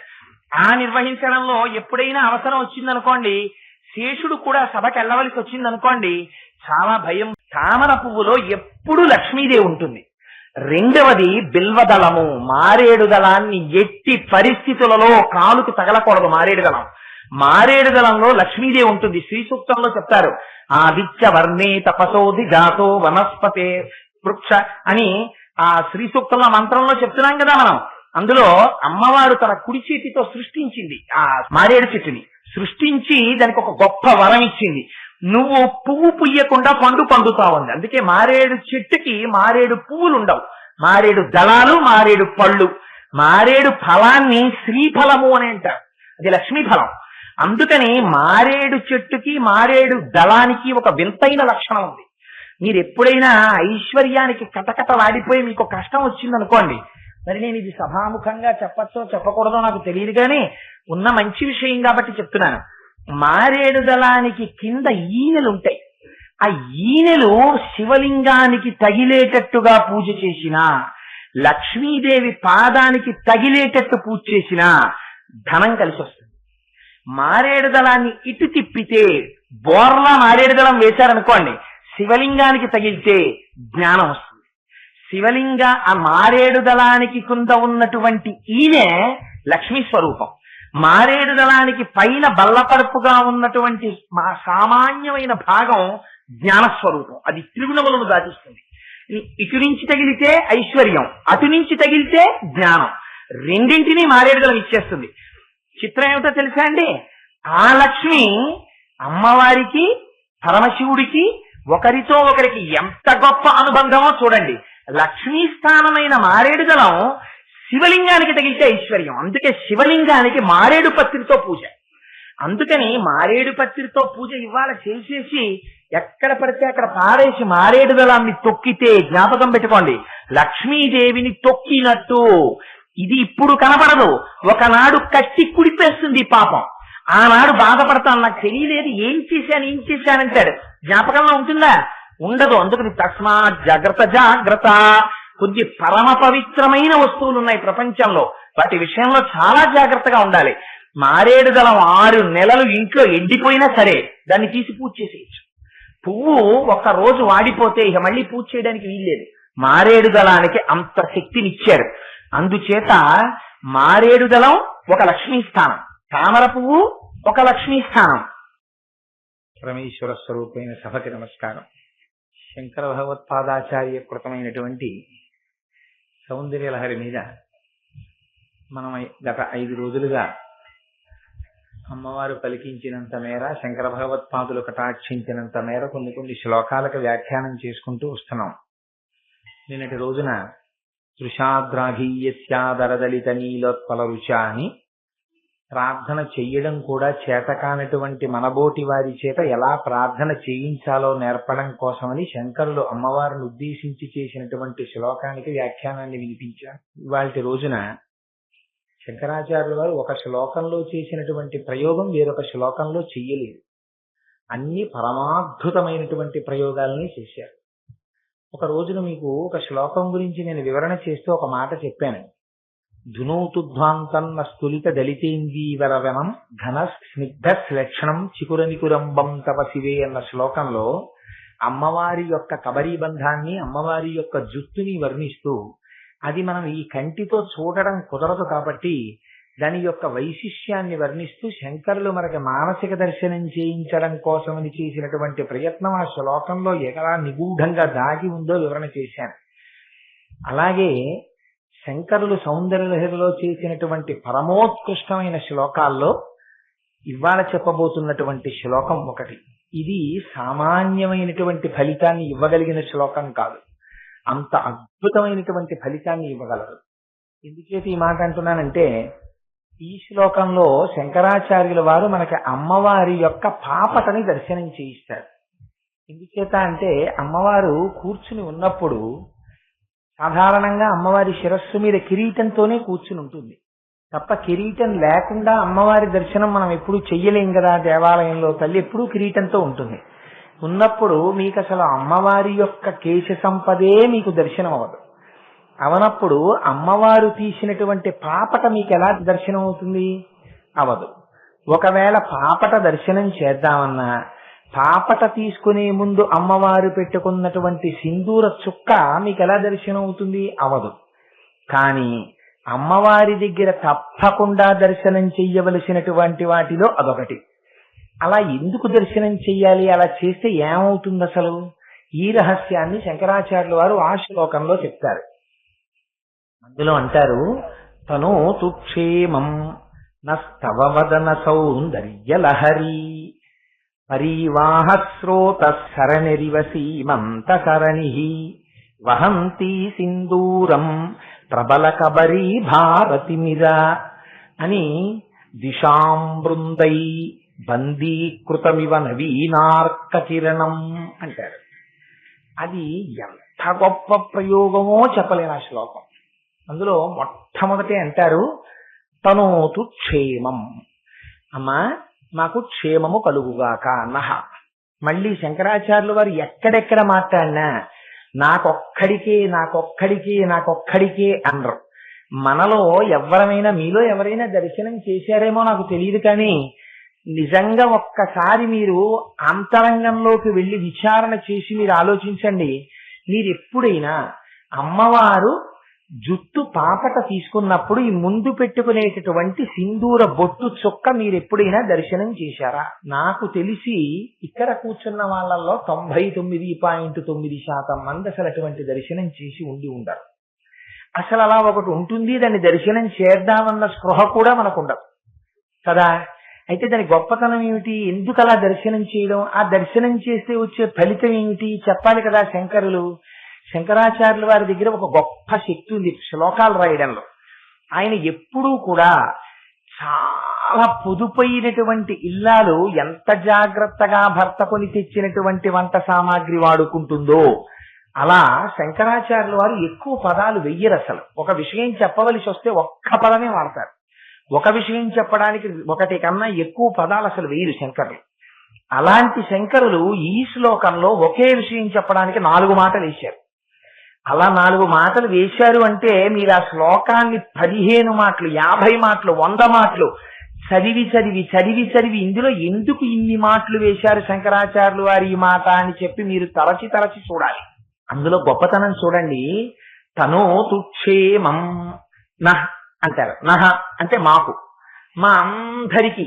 ఈ శ్లోకాన్ని ఎవరు చదువుకుంటున్నారో వారందరికీ, ఈ శ్లోకములకు వ్యాఖ్యానం ఎవరు వింటున్నారో వారందరికీ ఏం కలగాలి? తనోతు క్షేమం, క్షేమం కలగాలి. క్షేమం అంటే ఏమిటి? ఉన్న వస్తువులు ఉన్నట్టుగా ఉండి మనకున్నటువంటి ఐశ్వర్యం నిలబడి అమ్మవారి యొక్క అనుగ్రహము మన యందు ప్రసరించడం. అది ఎటువంటి అనుగ్రహం ప్రసరించాలట? తనోతు క్షేమం న తవ వదన సౌందర్య లహరి. అమ్మా నీ వదన సౌందర్య లహరిని దర్శనం చేస్తున్నాను అన్నారు ముందు.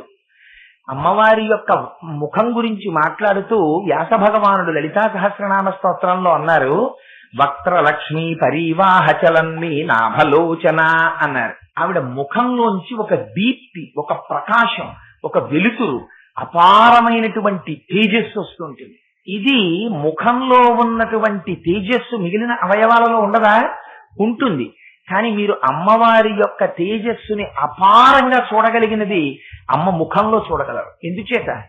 నిన్నటి రోజున మీకు చెప్పాను, అమ్మవారి కన్నులలో వచ్చేటటువంటి కాంతే అంత సౌందర్యవంతమైతే ఇంకా అమ్మవారి యొక్క ముఖ దీప్తి ఎంత అందంగా ఉంటుంది.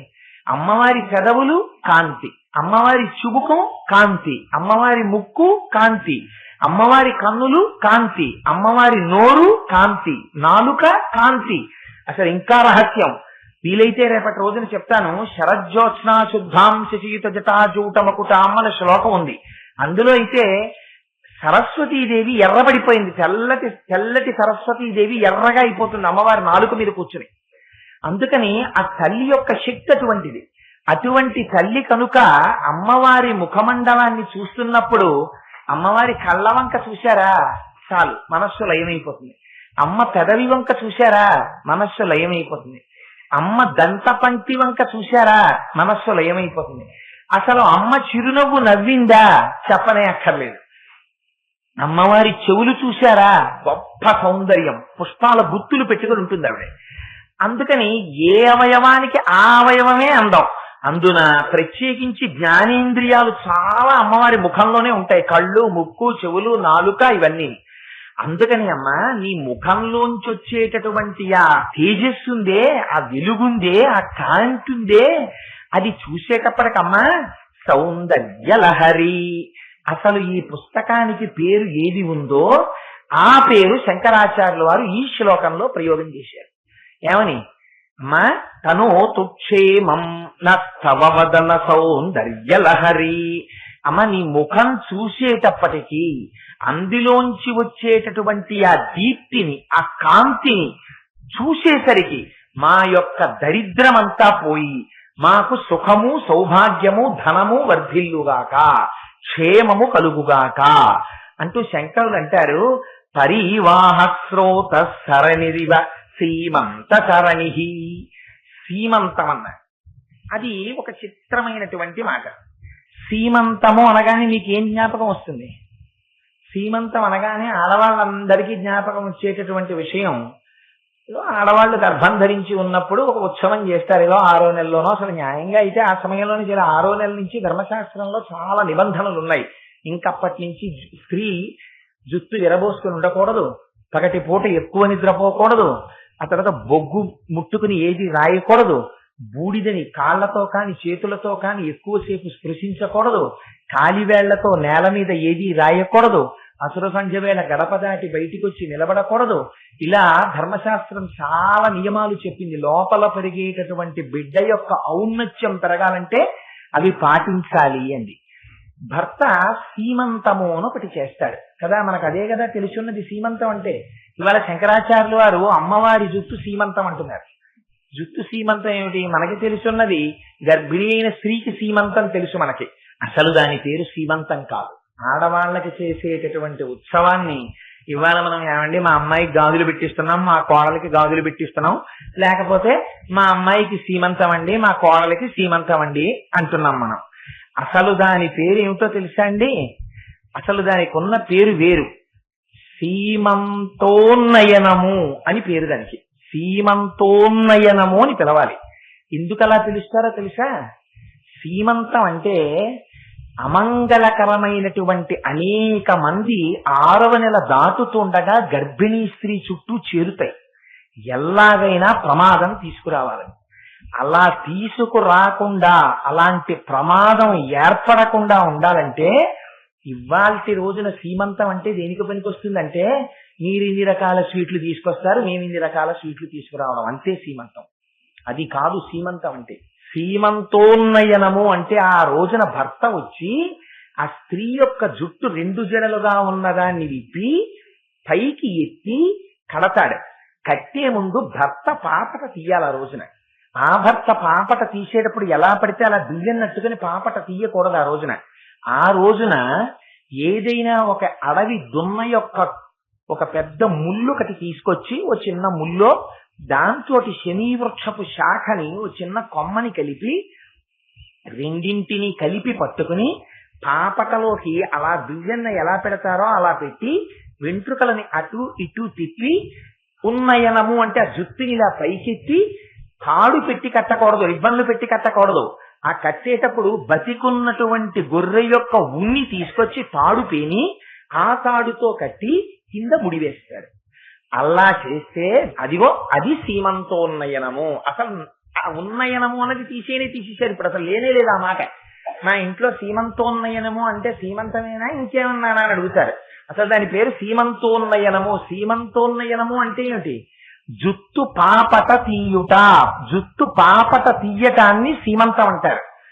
మీకు ఇంకా దీని గురించి స్పష్టంగా చెప్పాలంటే సీమ అన్న మాట మీరు ఎప్పుడు వాడతారు? సీమ అంటే హద్దు అని గుర్తు. సీమ అంటే రాయలసీమ, తెలుగు సీమ, పల్నాటి సీమ, తమిళ సీమ, ఇలా కదా చెప్తాం. సీమ అంటే అక్కడి వరకు ఉన్నది, రాయలసీమ ఎక్కడి వరకు ఉన్నది, ఫలానా చోటు వరకు ఉన్నది, ఒక హద్దు చెప్తాం. మీకు తెలియకుండానే మన దేహమునకు కూడా 2 సీమలు ఉంటాయి. 2 సీమలు అంటే 2 హద్దులు. ఏమిటా హద్దులు? ఒకటి ఇక్కడ, ఒకటి ఇక్కడ. ఈ 2 హద్దులు. ఈ 2 హద్దుల్ని సీమంతాలు. సీమ అంటే హద్దు, అంతం అంటే అక్కడతో అయిపోవడం. సీమ ప్లస్ అంతము సీమంతము. అయిపోయింది కాబట్టి, ఇక్కడతో అయిపోయింది కాబట్టి ఇది సీమంతం, ఇది సీమంతం. అసలు సీమంతం అన్న పేరు ఎక్కడో తెలుసా అండి? విడతీస్తేనే సీమంతం వస్తుంది. అందుకని సీమంతం ఎక్కడ? మీరు ఆడవారి యొక్క జుట్టు పాపట తీయబడకుండా ఉండకూడదు. ధర్మశాస్త్రం ప్రకారం పాపట తీసి తీరాలి. పాపట తీస్తారు కాబట్టి ఆ పాపట తీసి 2గా విడదీసి దువ్వుకుంటారు. ఆ దువ్వుకున్నప్పుడు ఎక్కడి వరకు పాపట తీయాలి? ఇక్కడ మొదలుపెట్టి ఇక్కడ వరకు పాపట తీయకూడదు. ఎక్కడి వరకు తీయాలి? బ్రహ్మస్థానం వరకు మాత్రమే తీయాలి. బ్రహ్మస్థానము మీద ఏ వస్తువుని కదపడానికి వీల్లేదు. అందుకని ఇక్కడ నుంచి ఇక్కడి వరకు మాత్రమే పాపట. ఇక్కడి నుంచి ఇక్కడి వరకు తీసేటటువంటి పాపట ఇక్కడ ఆగిపోతుంది. ఇక్కడ ఆగిపోతే దాన్ని సీమంతము అంటారు. అది అసలు సీమంతానికి అర్థం. ఇవాళ శంకరాచార్యులు వారు మాట్లాడుతున్న సీమంతం అది సీమంతం. ఆ సీమంతం గురించి చెప్తూ శంకర భగవత్పాదులు అంటారు, అదిగో అమ్మవారి సీమంతం ఉందే, అంటే అమ్మవారి యొక్క నల్లని జుట్టుందే, ఆ జుట్టుని అమ్మవారు సీమంతం చేసింది. అంటే అమ్మవారు చక్కగా దువ్వుకుని 2 పక్కల నల్లగా తుమ్మెదల బారుల్లా నల్ల కలువల్లా ఉన్నటువంటి జుట్టుని అలా దువ్వుకుంది. అలా దువ్వుకున్నప్పుడు చిత్రం ఏం జరిగింది? అక్కడే ఆశ్చర్యమంతా ఉంది. అమ్మవారు సింధూరం పెట్టుకుంది ఇక్కడ. ఈ సింధూరం, అసలు సింధూరం పెట్టుకోవడం గురించి ఒక గొప్ప రహస్యం ఉంది. అసలు ఇక్కడ సింధూరం ఎందుకు పెట్టుకోవడం అంటే, చాలా మందిలో ఉన్నటువంటి తప్పు నానుడు ఏమిటంటే బొట్టు పెట్టుకోవడమే గొప్ప, సింధూరం పెట్టుకోవడం కాదు అని. అసలు మీ భర్త యొక్క ఐశ్వర్యం దేన్ని బట్టి నిర్ణయింపబడుతుందో తెలుసా అండి? మీరు పెట్టుకునేటటువంటి సింధూరమును బట్టి నిర్ణయింపబడుతుంది. ఆవిడ ఇంటికి వచ్చిన తరువాత ఆయనకి కలిసి వచ్చినా, ఆయనకి ఐశ్వర్యము నిలబడినా, ఆయనకి 4 రూపాయలు ఉన్నా, ఆయన వెళ్ళినటువంటి పనులు అయినా ఎక్కడి నుంచి కలిసి వస్తుందో తెలుసా? కలిసి వచ్చేది ఆడది ఇక్కడ పెట్టుకున్న బొట్టులోంచి వస్తుంది. మీరు ఇక్కడ పెట్టుకునే బొట్టు, ఇక్కడ బొట్టు తరువాతి బొట్టు, జ్ఞాపకం పెట్టుకోండి. ఇది ధర్మశాస్త్రం. మీరు ఇక్కడ బొట్టు పెట్టుకున్న తర్వాత ఇక్కడ పెట్టుకోవచ్చు. ఇక్కడ పెట్టుకుని ఇక్కడ మరిచిపోతే భర్తృద్రోహం. అలా చెయ్యకూడదు. మెట్టినింటి యొక్క వైభవాన్ని కోరుకున్న స్త్రీ, తన భర్త వృద్ధిలోకి రావాలని కోరుకున్న స్త్రీ, తాను ఏ ఇంటికెళ్ళిందో ఆ ఇంట్లో వంశము నిలబడాలని కోరుకున్న స్త్రీ, తమని ధర్మక్షేత్రముగా స్వీకరించినటువంటి పురుషుడికి కొడుకులు పుట్టి ఆ వంశం తరగాలని కోరుకున్న స్త్రీ ఖచ్చితంగా సింధూరం పెట్టుకోవాలి. ఇక్కడ ఆ సింధూరం ఇక్కడే ఎందుకు పెట్టుకోవాలి? మీరు క్షమించండి, వాళ్ళ ఎవరైనా అలా ఉంటే నేను ఏదో దాని గురించి విమర్శ చేశానని మాత్రం అనుకోకండి. ఉన్న విషయం నేను చెప్పాలి కాబట్టి శ్లోకంలోని చెప్తున్నాను అంతే. అందుకని ఇక్కడ సింధూరం ఇక్కడే ఎందుకు పెట్టుకోవాలి? సీమంతంలో, సీమంతం అంటే ఆ పాపట తీయడంలో నేను ఎక్కడెక్కడ సీమంతము అన్న మాట వాడినా మీరు ఇవాళ గర్భిణీ స్త్రీల సీమంతాన్ని గుర్తు తెచ్చుకోకండి. నేను చెప్పే సీమంతం అంటే ఇది సీమంతం, పాపట. ఈ సీమంతంలో ఇక్కడ ఎందుకు పెట్టుకుంటున్నారు సింధూరాన్ని? ఇక్కడ ఎందుకు పెట్టుకుంటున్నారంటే ఇక్కడ పెట్టుకోవడం వెనకాతల ఒక పెద్ద రహస్యం ఉంది. ఇక్కడే ఎందుకు పెడతారంటే లక్ష్మీదేవిని లక్ష్మీదేవిగా అర్చన చేస్తారు.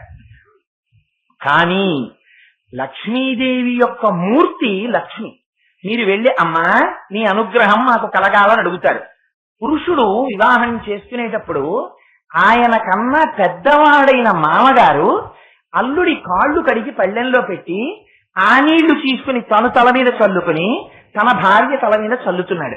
అలా చల్లచ్చా? అల్లుడి తాయుక్షీణం కాదు. వయస్సులోనేమో మామగారు పెద్దవాడా? మామగారి కన్నా పెద్ద అల్లుడు ఉంటాడు ప్రపంచంలో ఎక్కడన్నా. మామగారి కన్నా అల్లుడు చిన్నవాడు ఉంటాడు. చిన్నవాడైనటువంటి అల్లుడి కాళ్ళు పళ్ళెంలో పెట్టి అత్తగారు నీళ్లు పోస్తుంటే మామగారు కాళ్ళు కడిగి ఆ నీళ్లు తల మీద చల్లుకోవచ్చా? చల్లుకోకూడదు.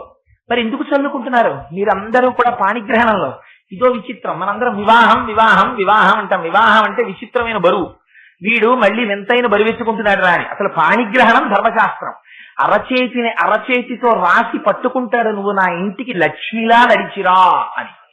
అందుకని ఆడపిల్లనిస్తున్నానని ఇవ్వడు మామగారు ఇచ్చేటప్పుడు.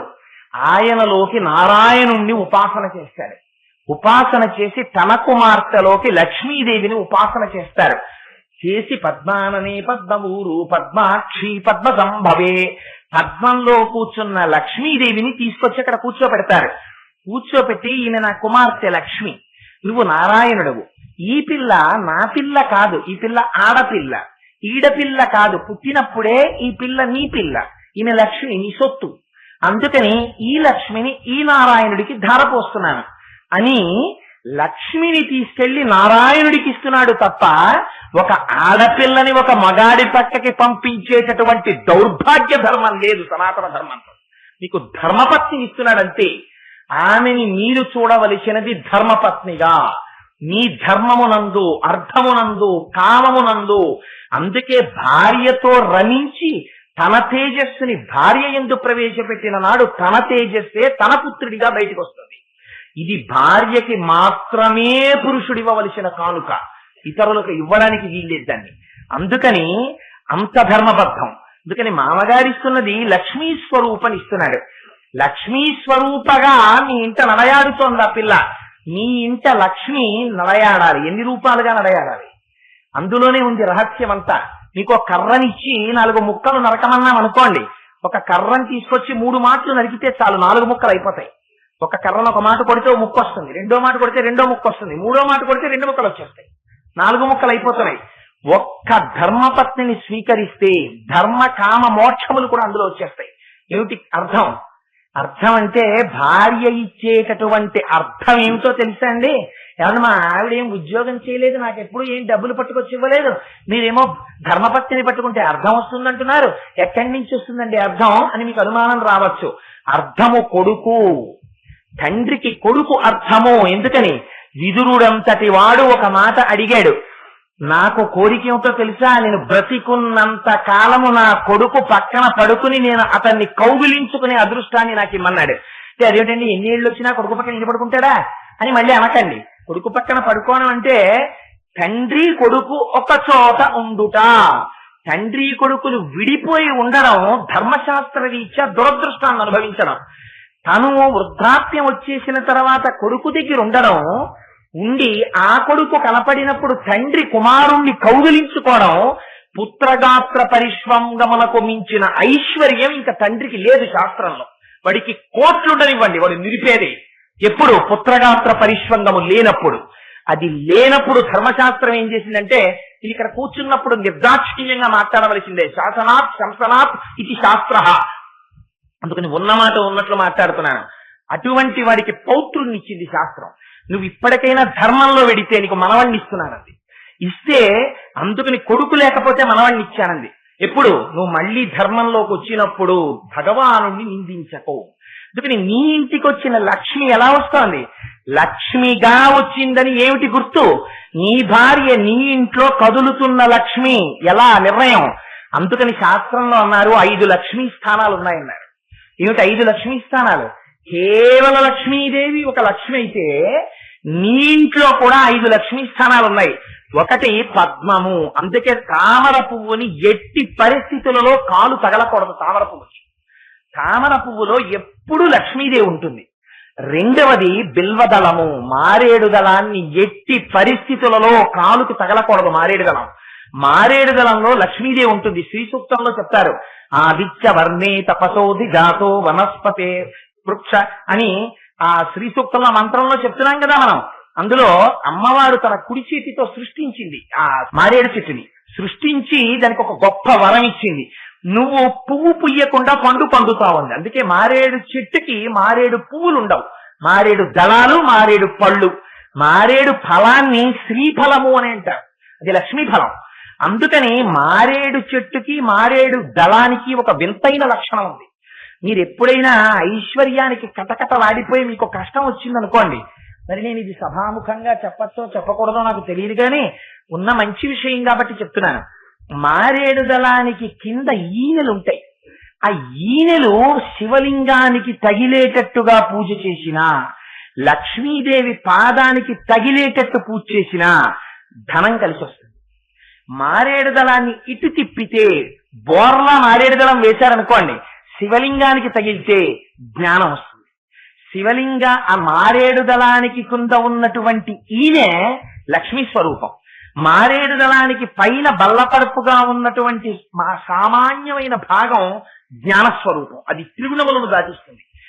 ఇటు నుంచి తగిలితే ఐశ్వర్యం, అటు నుంచి తగిలితే జ్ఞానం. రెండింటినీ మారేడు దళం ఇచ్చేస్తుంది. చిత్రం ఏమిటో తెలుసా అండి? ఆ లక్ష్మి అమ్మవారికి పరమశివుడికి ఒకరితో ఒకరికి ఎంత గొప్ప అనుబంధమో చూడండి. లక్ష్మీ స్థానమైన మారేడు దళం శివలింగానికి తగిలితే ఐశ్వర్యం. అందుకే శివలింగానికి మారేడు పత్రితో పూజ. అందుకని మారేడు పత్రితో పూజ ఇవాళ చేసేసి ఎక్కడ పడితే అక్కడ పారేసి మారేడు దళాన్ని తొక్కితే జ్ఞాపకం పెట్టుకోండి, లక్ష్మీదేవిని తొక్కినట్టు. ఇది ఇప్పుడు కనపడదు, ఒకనాడు కట్టి కుడిపేస్తుంది పాపం. ఆనాడు బాధపడతాను, నాకు తెలియలేదు, ఏం చేశానంటాడు. జ్ఞాపకంలో ఉంటుందా? ఉండదు. అందుకని తస్మాత్ జాగ్రత్త. కొద్ది పరమ పవిత్రమైన వస్తువులు ఉన్నాయి ప్రపంచంలో, వాటి విషయంలో చాలా జాగ్రత్తగా ఉండాలి. మారేడు దళం 6 నెలలు ఇంట్లో ఎండిపోయినా సరే దాన్ని తీసి పూజ చేసేయచ్చు. పువ్వు ఒక్క రోజు వాడిపోతే ఇక మళ్ళీ పూజ చేయడానికి వీల్లేదు. మారేడు దళానికి అంత శక్తినిచ్చారు. అందుచేత మారేడు దళం ఒక లక్ష్మీ స్థానం, తామర పువ్వు ఒక లక్ష్మీ స్థానం, ఏనుగు యొక్క కుంభస్థలం ఒక లక్ష్మీ స్థానం. అందుకే యవ్వరాజ్య పట్టాభిషేకం చేసినా, ఎవరైనా ఒక మహాపండితుడైనటువంటి వాణ్ణి గౌరవించాలన్నా గజారోహణం చేయిస్తాడు. అంటే లక్ష్మీ స్థానమునందు కూర్చోపెడతారు. అందుకని ఏనుగు యొక్క కుంభస్థలం లక్ష్మీ స్థానం. 4వది ఆవు వెనక తట్టు లక్ష్మీ స్థానం. ఇక్కడ చాలా మంది పొరపాటు చేస్తూ ఉంటారు.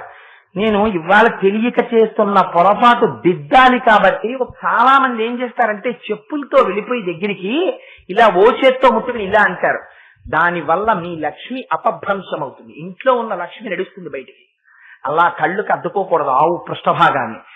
ఆవు పృష్ఠభాగం తగలినప్పుడు మీరు ఏ చేతితో పృష్ఠభాగాన్ని పట్టుకున్నారో ఆ చేతి వైపు కన్నునే ముట్టుకోవాలి. చెప్పులు విప్పి ముట్టుకోవాలి. ఆవు పృష్ఠభాగాన్ని ముట్టుకున్నప్పుడు అది లక్ష్మీ స్థానం. మీరు కుడి చేతితో ముట్టుకుంటే మళ్ళీ కుడి కంటినే ముట్టుకోవాలి వెంటనే. ఎడమ చేతితో ముట్టుకుంటే ఎడమ కంటినే ముట్టుకోవాలి. రెండు చేతులతో ముట్టుకుని రెండు చేతులతో రెండు కన్నులను ముట్టుకోవాలి. అప్పుడు లక్ష్మీ కటాక్షం. మళ్ళీ ఆవు పృష్ఠభాగాన్ని స్పృశించడానికి కూడా ధర్మశాస్త్రం ఉంది. అందుకని అది లక్ష్మీ స్థానం. 5వ లక్ష్మీ స్థానం ఎక్కడుంటుందో తెలుసా అండి? ఆడవారి యొక్క పాపట తీయడం ఎక్కడ మొదలవుతుందో నుదిటి దగ్గర, అది లక్ష్మీ స్థానం. అందుకని భర్తకి లక్ష్మి ఎక్కడి నుంచి వస్తుంది? భర్తకి వంశం ఎక్కడి నుంచి వస్తుంది? భర్తకి ఐశ్వర్యం ఎక్కడి నుంచి వస్తుంది? భర్తకి విజయం ఎక్కడి నుంచి వస్తుంది? ఆ లక్ష్మీ స్థానము ఆరాధింపబడిన నాడు. ఆ లక్ష్మీ స్థానం ఆరాధింపబడలేదనుకోండి, ఈవిడ బానే ఉంటుంది, ఆయన దెబ్బతింటాడు. ఎందుకని? తన ఇంటి లక్ష్మీ స్థానం అర్చింపబడలేదు. అందుకే ఎంత గొప్పవాడవనివ్వండి, ఆయన కర్మ అండి అలాంటి భార్య దొరికిందంటారు. భార్య కదలి ఇంట్లో తిరుగాడుతున్నటువంటి లక్ష్మి. వాడు ఎంత దరిద్రుడైనానండి, మహాతల్లి ఆవిడ బలం అండి వీడిని కాపాడేస్తోందంటారు. అందుకే ఆడవాళ్ళకి ఎంత తేలిగ్గా ఇచ్చేసిందంటే అమ్మవారు ఉపాసన. వాళ్ళు మొగాళ్లే లేచి సంధ్యావందనం అవేం చెయ్యక్కర్లా.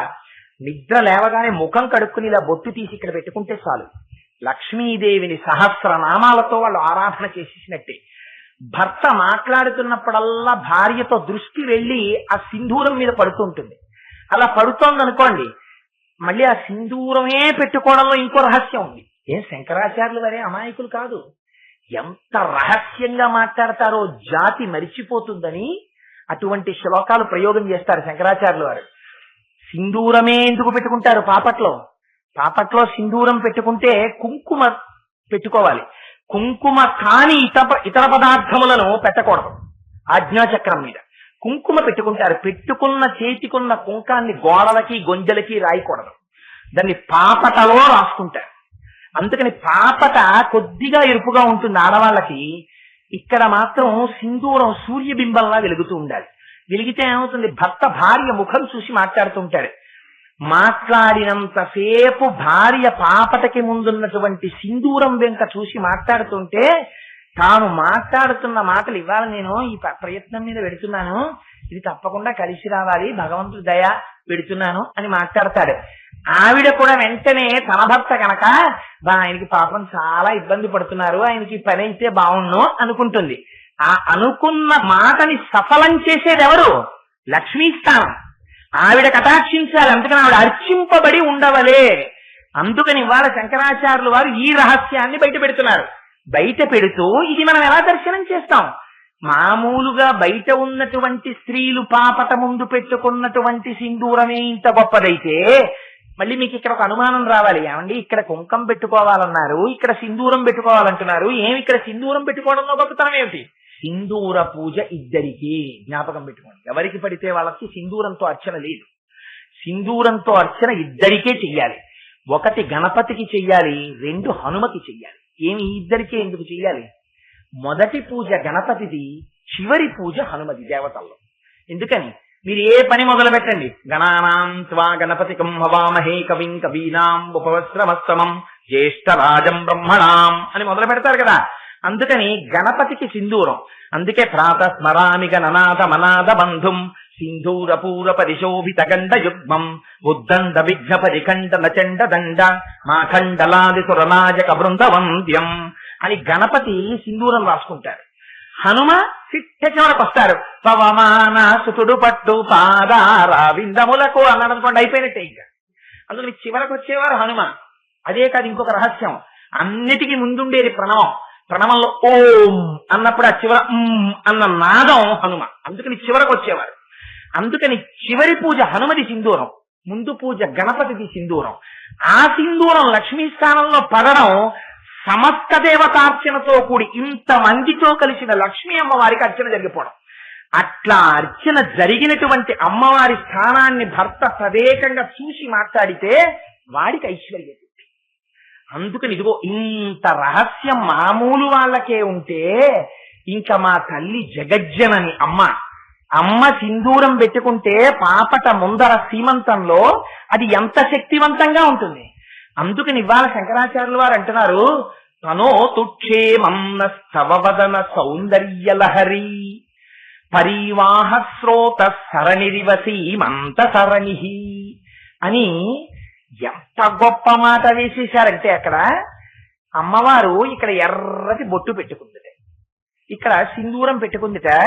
ఇక్కడ సింధూరం పెట్టుకుని అమ్మవారు కుంకుమ బొట్టు పెట్టుకున్నప్పుడు ఆ కుంకుమ బొట్టు కూడా ఆడదానికి ఎలా ఉండాలో చూపించేశారు వ్యాసుల వారు. అలా చెప్తే బాగుండదు, ఒకరికి చెప్పినట్టని ఎంత గొప్పగా చెప్పారో తెలుసా అండి. ముఖ చంద్ర కళంకాభమృగనాభి విశేషక అన్నారు. చంద్రుడికి ఉండేటటువంటి మత్స ఎంత సహజంగా ఉందో అమ్మవారి యొక్క ముఖమునకు బొట్టు అలా ఉంటుంది. అంటే అసలు మత్స లేకుండా మీకు ఎప్పుడైనా చంద్రుడు కనపడతారా? అంటే బొట్టు లేకుండా సుమంగళి అయిన స్త్రీ కనపడకూడదు. అయితే అలా సింధూరం అందరూ పెట్టుకోవచ్చా? సుమంగళి మాత్రమే పెట్టుకోవాలి. ఎందుకని? సుమంగళికే భర్త యొక్క లక్ష్మీ స్థానాన్ని కోరే అధికారం ఉంటుంది. అందుకని తను సుమంగళి అని భర్త యొక్క ఔన్నత్యమును కోరుతున్నది అని చూడగానే ఈవిడికి శాస్త్రం తెలుసున్న మనిషి, ఈవిడ కూతుర్ని నా ఇంటి కోడల్ని చేసుకోవచ్చు అని పెద్దలైన వారు నిర్ణయించుకోవాలంటే వారి ఇంటికి వచ్చేటప్పుడు ఆడపిల్ల తల్లికే ఇక్కడ పాపటలో బొట్టు లేదనుకోండి, శాస్త్రం తెలుసున్నవాడైతే ఇంకా ఆమె కూతురికే తెలియదు, ఎప్పటికొస్తుంది అభ్యాసంలో. అందుకని పరిహరిస్తాడు. అందుకని ఖచ్చితంగా మరిచిపోకుండా సుమంగళులైనటువంటి స్త్రీలు ధరించి తీరవలసినటువంటిది సింధూరము.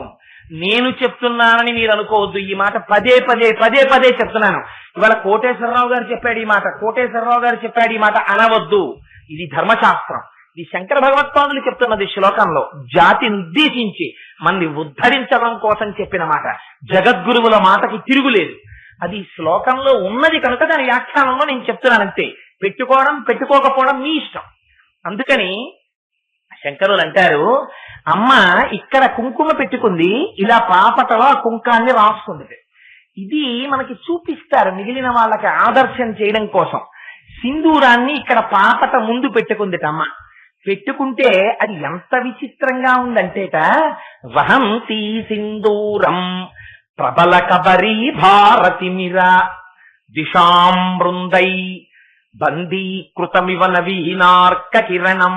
అయితే భగవాన్ శంకర, మా యొక్క పాపట దర్శనమే మాకు జరగదు కదా అద్దంలో చూసుకుంటే తప్ప, మరి అటువంటిది అమ్మవారి పాపట అమ్మవారి సింధూరం మాకు కనపడతాయా?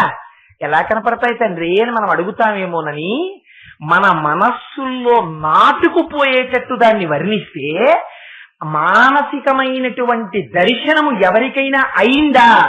ఒకవేళ పొరపాటున ఇవాల్టి వరకు అలాంటి పొరపాటు జరిగి ఉంటే ఆ పొరపాటుని తీసేస్తుంది అమ్మవారు. తీసేస్తుంది, అపారమైన ఫలితాన్ని ఇస్తుంది, లక్ష్మీ కటాక్షాన్ని ఇస్తుంది ఆవిడ. అందుకని మామూలుగా ఆడవాళ్ల యొక్క పాపట మొదటి స్థానమే లక్ష్మీ స్థానం అయితే ఇంకా అమ్మవారి యొక్క పాపట మొదటి స్థానం ఏమై ఉండాలి? ఎంత లక్ష్మీ స్థానం అయి ఉండాలి? దాన్ని దర్శనం చేయించాలి ఇవాళ మనకి.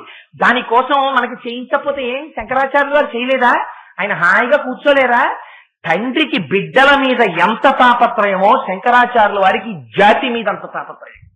నేను చెప్పకపోతే వీళ్ళకి ఎలా తెలుసుకుంటారు, వీళ్ళు ఎలా ఉద్ధరింపబడతారు అని మహానుభావుడు మనకి చెప్పడం కోసమని ఇవాళ ప్రయత్నం చేస్తున్నారు. ఆయన అంటారు, అమ్మవారు ఇక్కడ సింధూరం పెట్టుకుంది. పెట్టుకుని ప్రబల కబరీ భారతిమిరా, ఈ జుత్తు ఇలా దువ్వుకుంది. దువ్వుకుంటే ఎలా ఉందంటేట జుత్తు చూస్తే చీకట్ల గుంపులొచ్చి ఇక్కడ కూర్చున్నాయా అన్నట్టుగా ఉన్నాయిట. అది కూడా ఎలాంటి చీకటిట? ప్రబల కబరి, అపారమైన బలం ఉన్న చీకటిట. అదేమిటండి చీకటికి బలం ఉంటుందా అంటే శంకరులు అన్నారు, బలం ఉంది చీకటికి. ఏమిటిట బలం ఉందని గుర్తు అంటే అమ్మవారు పాపట ముందు పెట్టుకున్నటువంటి సింధూరము బాలసూర్యుడిలా ఉంది. బాలసూర్యుడికి చీకటికే శత్రుత్వం. మీరు ఎప్పుడు గుర్తుపెట్టుకోండి. మధ్యాహ్నం సూర్యుడికి చీకటికి శత్రుత్వం ఉండదు. ఎందుకనంటే అసలు మధ్యాహ్నం సూర్యుడిని చీకటి ఎప్పుడన్నా చూసింది ఏమిటి శత్రుత్వానికి? దాని మొహం అది ఎప్పుడు చూడదు. ఎందుకంటే మధ్యాహ్నం సూర్యుడు వచ్చి రావడానికి 6 గంటల ముందు వెళ్ళిపోయింది. అందుకు దానికి తెలియదు.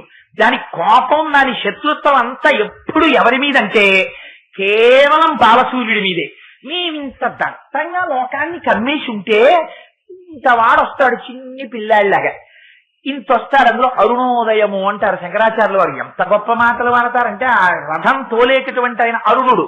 ముందు అరుణుడు కనబడతాడు కాబట్టి అరుణోదయం, ఆ తర్వాత సూర్యోదయం వెనక సూర్య భగవానుడు కనబడతాడు. అందుకని ఇంత చిన్ని సూర్యుడు వస్తాడు ముందు. ఇంత చిన్ని సూర్యుడు వచ్చి చీకట్లని తరిమి కొట్టేయడమే. ఒక్కనాడు మేము గెలిచామా? మేమంటే చీకటి ఒక్కనాడు గెలవలేదు. పోని మేమంటే ఇంతంత పెద్దవాళ్ళం చీకట్లం. ఆయన ఇంత వాడొస్తాడు ముందు. అసలు పెద్ద సూర్యుడు రావక్కర్లేదు, బాలసూర్యుడే మమ్మల్ని ఓడించేస్తున్నాడు. ఎప్పుడును మేము ఎప్పుడు ఓడిస్తాం అసలు ఆ బాలసూర్యుడిని అని వాళ్ళకి కడుపు మండిపోయి ఉన్నారట ఆ చీకట్లు ఉంటే. ఇవాళ అమ్మవారి జుత్తు చీకట్లలా ఉందిట. చీకట్లలా ఉండడం అంటే అంత నల్లగా ఉందిట. అంత నల్లటి జుత్తు ఉండడము అంటే ఏమిటో తెలుసా అండి? అయ్యవారిని అంతగా తన యందు వశము చేసుకోగలిగిన శక్తి కలిగి ఉండడం కాదు. ధునో తుధ్వాంతం అంత నల్లటి జుత్తు మీకు కనపడింది అనుకోండి, మానసికంగా వెంటనే అజ్ఞానం ఎగిరిపోతుంది. ఆ ఎగరగొట్టగలిగినటువంటి అదే నల్లటి జుత్తు నల్లటి అజ్ఞానాన్ని ఎలా పోగొడుతుంది? నువ్వు ధ్యానం చేస్తే తెలుస్తుంది నీకు. అందుకని 9 బారుల్లో ఉంటాయి అమ్మవారి కేశపాశాలు. అందుకని ఈ ఎగరగొట్టగలిగినటువంటి ఆ జ్ఞానం ఉన్నదే ఆ బాలసూర్యుల్లా ఉంది. ఇక్కడ అమ్మవారు పెట్టుకున్నటువంటి బొట్టు, ఈ సింధూరంలో పెట్టుకున్నటువంటి బొట్టు ఈ బాలసూర్యుడిలా ఉంటే ఏమవ్వాలి? బాలసూర్యుల్లోంచి కిరణాలు అన్ని వైపులకి రావాలి. అన్ని వైపులకి వస్తే ఇప్పుడు ఇక్కడ అమ్మవారి జుత్తంతా ఎలా ఉంది?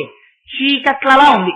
చీకట్లలా ఉన్నటువంటి జుత్తుని దీని యొక్క ఎర్రని కిరణములు కప్పేయాలి. ఎందుకని మరి సూర్యుడు వచ్చేసాడంటే చీకట్లు ఏమైపోతాయి? ఏ కనపడకూడదు. నువ్వు ఎర్రటి కాంతి కప్పేయాలి జుత్తుని. మరి జుత్తుని కప్పేశాయా? ఎర్రటి కాంతి కప్పలేదు. అమ్మవారి జుత్తే ఉంది, బొట్టు ఒకటే కనపడుతుంది, సూర్యుడు కనపడుతున్నాడు, కాంతి కనపడలేదు. ఇవాళ ఎంత విచిత్రం! సూర్యుడు వచ్చేసాడు, కాంతి చీకటి ఉండిపోయింది. ఇలా ఎప్పుడైనా ఉందా ప్రపంచంలో? ఎప్పుడూ లేదు. మరి ఇలా ఎందుకుంది అంటే శంకరులు అన్నారు, నువ్వు ఇచ్చిన లోకువా అన్నారు అమ్మవారిని. అలా అమ్మవారిని అనొచ్చా? అనకూడదు. ఉత్తప్పుడు సూర్యుడు వస్తే చీకట్లు పారిపోతున్నాయి. మరి నీ తల దగ్గరికి వచ్చేటప్పటికో నువ్వు సింధూరం సూర్యుడిలో పెట్టుకున్నా చీకట్లు అలాగే ఉన్నాయి. అంటే జుత్తు అలాగే ఉంది, ఎర్రతనం చేత కప్పబడలా. అమ్మా ఈ ప్రబల కబరి ఆ జుత్తుకి ఇంత బలం ఎక్కడి నుంచి వచ్చిందమ్మా? నీ వల్ల వచ్చింది, నువ్వు ఇచ్చిన లోకువా అన్నారు. ఆ మాట అండంలో ఒక రహస్యం. నా దగ్గరికి వచ్చి ఎవరైనా మీరు అందరూ నా మీద ఒక గౌరవంతో ఇలా ప్రసంగం వింటున్నారు, నన్ను ఎత్తి మీద కూర్చోబెట్టడమే, ఈ వేదిక తీసేసి నన్ను ఓ దుప్పటి కింద పారేసి కూర్చోవాయి కొట్టేశారో అని కూర్చోబెట్టి మాట్లాడమనకూడదా అనరు. ఎందుకన్నారు? చెప్తున్నాడు విషయాన్ని, అందుచేత వారికి కొంత గౌరవం ఇవ్వాలి మనం అని నాకు ఒక వేదిక కట్టి దాని మీద శివాసి వేసి నాకు పుష్పహారం వేసి నాకు ఫ్యాన్ ఎట్టి, మీరు ఫ్యాన్ లేకపోయినా కింద కూర్చుని ఇరుగ్గా కూర్చుని నేను ఒక్కడిని కూర్చోవడానికి 10 మంది పట్టే ఆసనం వేసి నన్ను కూర్చోపెట్టారు కదా. ఇంత నన్ను కూర్చోపెట్టిన తర్వాత ఉపన్యాసం అయిపోగానే ఎవరన్నా వచ్చి నా భుజం మీద చెయ్యేసి నన్ను ముందుకి లాగి రే కొట్టేసరా ఏంట్రా నువ్వు వచ్చేయట్రా ఉపన్యాసానికి అన్నారు అనుకోండి. అంటే మీకేమనిపిస్తుంది? ఏంట్రా అది ఆయన అలా అంటే? మీకు తెలుసు అవతలవాడు అజ్ఞానని మీకు తెలిసి ఉండొచ్చు. తెలిసి ఉన్న కోటేశ్వరరావు గారు అంత చనువు ఇవ్వకూడదు అలాంటి వాళ్ళకి. ఎందుకు అంత చనువు? ఆయన ఇచ్చిన లోకువా, వాడు ఆయనతో అలా మాట్లాడుతున్నాడు, అలా మాట్లాడచ్చా అనిపిస్తుంది మీకు. నేను అంత గొప్పవాడిని కాదు సుమా, ఉదాహరణకి చెప్పానంతే తేలిగ్గా అర్థం అవడానికి. అలా ఇవాళ శంకరులు అంటారు, అమ్మా సూర్యబింబంలా నువ్వు బొట్టు ఇక్కడ పెట్టుకున్నావు సింధూరాన్ని, అయినా ఎర్రటి కాంతులు కప్పలేకపోతున్నాయి నల్లటి జుత్తుని. నువ్వు ఇచ్చిన లోకువమ్మా, అంత బలం వచ్చింది జుత్తుకి. ఏమిటి లోకువా? చక్కగా జుత్తుకి రోజు నూనె రాస్తావు, దాన్ని చక్కగా దువ్వుతావు, చక్కగా పాపట తీస్తావు, సింధూరం పెడతావు, కుంకం రాస్తావు, అప్పుడు ముడేస్తావు, అందులో మంచి మంచి పువ్వులన్నీ పెట్టుకుంటావు. అలా కాకుండా ఎప్పుడైనా ఇలా జుత్తు ఎరబోసుకుని కనబడ్డావా? ఒక్క రోజు కనపడలేదే. అంత అందంగా సిగ వేసుకుని ఉంటావు. మరి వాటిని అంత చక్కగా నూనె రాసి చక్కగా వాటిని దువ్వి వాటిని చక్కగా ముళ్ళు లేకుండా రోజు దువ్వి వాటికి ముడేసి వాటికి పువ్వులెట్టి అంత చేస్తుంటే ఓ బలపడ్డాయి. బలపడిపోయి ఇవాళ వాటికి ఎక్కడ లేని బలం వచ్చేసిందమ్మా. నువ్వు ఇచ్చిన లోకువా. ఇందులో రహస్యం ఏంటి? పైకి అలా అంటున్నారు. లోపల రహస్యం ఏంటి? అమ్మ తన కురుల పట్ల అంత శ్రద్ధ కలిగినది, నీవు నీ కురుల పట్ల అంత శ్రద్ధ కలిగి ఉండి తీరాలి సుమంగళి. అందుకే పురుషుడే కేశఖండనం చేయిస్తాడు, స్త్రీ సాధారణంగా చేయించలేదు. చాలా గొప్ప మొక్కుకుని ఇవ్వడం ఎగ్జెంప్టెడ్, దాని గురించి నేను మాట్లాడటం లేదు. కానీ సాధారణంగా పురుషులు కేశఖండనం చేయించుకుంటారు. పురుషులు కేశఖండనం చేయించుకోవడం, శిఖతో ఉండడం అనేటటువంటిది ఒక సత్సాంప్రదాయం. అందుకని ఇవాళ అమ్మవారు అంతలా కేశపాశాన్ని రక్షించుకుని ఉండడం, తన భర్త పట్ల పాతివ్రత్య ధర్మంతో ఉండడం.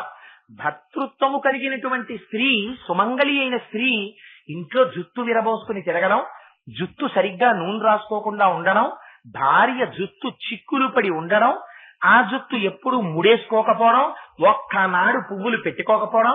నాకు పువ్వులంటే అసహ్యం అండి అంటే, మా అమ్మాయికి పువ్వులంటే అసహ్యం అండి అని ఊరంతా టౌకేసేది ఏదో పెద్ద గొప్ప విషయంలో చెప్పుకోవడం. ఇవన్నీ ఐశ్వర్య లక్షణాలు కావురా, భ్రష్ట లక్షణాలు. నేను హత్య చేశానండి అని ఊరూరా చెప్పుకుంటే అంత అసహ్యమో, ఇది చెప్పుకోవడం అంత అసహ్యం. అందుకని అలాంటివి చెప్పుకోకూడదు, అవి రాకూడదు అలాంటి లక్షణాలు. అందుకని అమ్మా, నువ్వు రోజు నీ కబరీ బంధాన్ని అంత గొప్పగా వేసుకుంటున్నావంటే అది నీ యొక్క పాతివ్రత్యాన్ని సూచిస్తోందమ్మా. అందుకని నీ జుత్తు కాబలం వచ్చింది. ఏమిటి ఇప్పుడు శంకరుడు చెప్పేది? స్థానబలం. అమ్మవారి జుత్తు రోజు అలా సంస్కరింపబడుతోంది కాబట్టి బలం వచ్చింది. స్థానబలం అంటే చంద్రశేఖర పరమాచార్యులు వారు ఒక విషయం చెప్తుండేవారు. సాధారణంగా ఒక పిరికివాడు ఒక బలవంతుణ్ణి చూశాడు అనుకోండి, తనున్నా లేకపోయినా గదాలను లేచి నమస్కారం సార్ నమస్కారం సార్ అంటుంటాడు. ఎందుకంటే వాడు బలవంతుడు. శ్రీ మహావిష్ణువు దగ్గర ఇద్దరు ఉంటారు. ఒకరు అనంతుడు, శేషుడు అంటారు. అంటే మీకు అందరికీ తెలుసు, శేషుడి మీద స్వామి పవళిస్తూ ఉంటారు. గరుడు అని ఒక ఆయన ఉంటారు, గరుత్మంతుడు. శేషుడి కన్నా గరుత్మంతుడి యొక్క అధికారము, శక్తి ఎక్కువ. ఎందుచేత అంటే రాత్రి స్వామి కాసేపు పవళింపు సేవకు వచ్చినప్పుడు శేషుడి మీద అలా శేషకల్పం మీద పడుకుంటారు. మళ్లీ పొద్దున్నే వైకుంఠంలో సభ తీర్చగానే మొట్టమొదటి వచ్చేవారు ఎవరంటే గరుడు వస్తారు. వచ్చి స్వామి వైకుంఠంలో అందరూ వచ్చేశారు, తమరు బయలుదేరి విజయం చెయ్యాలి అంటారు. స్వామి లక్ష్మీ సహితుడై గరుత్మంతుడి మీద ఎక్కుతారు. ఆ గరుత్మంతుడు స్వామిని తీసుకుని వైకుంఠంలో సభకి తీసుకెడతారు, కూర్చోపెడతారు. అక్కడంతా ఆయనదే పెత్తనం. ఇక్కడ ఎలా దేవాలయంలో వ్యవహారాలన్నీ పరమ శ్రద్ధతో జాగ్రత్తగా ఇక్కడ ధర్మకర్తలు ఈ ఆలయం ఎలా నిర్వహించబడాలని కోరుకున్నారో అలా వైకుంఠంలో గరుత్మంతుడు నిర్వహిస్తూ ఉంటాడు. ఆ నిర్వహించడంలో ఎప్పుడైనా అవసరం వచ్చిందనుకోండి, శేషుడు కూడా సభకి వెళ్ళవలసి వచ్చిందనుకోండి, చాలా భయంగా ఆ మూల నుంచి ఈ మూల నుంచి పాకుతూ పెడతాడు ఆయన. ఎందుకంటే అక్కడ గరుత్మంతుడు ఉన్నాడు. ఆయనకి ఈయనకి ఆగర్భ శత్రుత్వం. పైగా గెలిపెప్పుడు గరుత్మంతుడిదే. శేషుడికి గరుత్మంతుడికి పోరాటం వస్తాయి. అందుకని గరుత్మంతుడి యొక్క కంట్రోల్ అదంతా. అందుకని అక్కడికి ఎప్పుడైనా వెళ్ళారా జాగ్రత్తగా ఏ మూల నుంచో ఆయన కంట పడకుండా పాక్కుంటూ వెళ్లి గభాల స్వామి దగ్గరికి వెళ్ళి కూర్చుంటాడు. అక్కడ కూర్చుని అలా భయం లేదు. అలాంటి గరుత్మంతుడు ఒక రోజున శ్రీ మహావిష్ణువు దగ్గరికి వచ్చారట. స్వామి, సభ అంతా సిద్ధమైంది, తమరు విజయం చెయ్యాలి అని. ఈయన శేషుడి మీద పడుకునున్నారు. స్వామి శేషుడు అనుకున్నట్ట, ఈ గరుత్మంతుడు నాకన్నా అధికారం ఉన్నవాడు, బలం ఉన్నవాడు. ఇవాళ నాకు స్థాన బలం ఉంది, నా మీద స్వామి పడుకున్నారు, పెద్ద పర్వతం పడుకున్నట్టు. అందుకని నేను ఇవాళ నాకన్నా ఇంత పెద్దవాడు అయిన పేరెత్తి పిలుస్తాను. ఎందుకని నా మీద ఇవాళ స్వామి ఉన్నారు, నాకేం భయం లేదనుకున్నట్ట. తింగరి బుద్ధి ఎందుకో పుట్టి ఆ గరుత్మంతుడిని పిలిచి అన్నాడు, ఓయ్ గరుడా బాగున్నావా అన్నారు శేషుడు. ఎందుకంటే ధైర్యం. ఓయ్ గరుడా అంటే ఆయన ఇలా రెక్కలు అన్నాడు అనుకోండి, ఆతత పక్షమారు తరయకంపిత ఘూర్ణితాచలవాత మహర్ణ ఉండంటారు. ఆయన రెక్కలు ఇలా ఎత్తాడా హడిలిపోతాడు శేషుడు.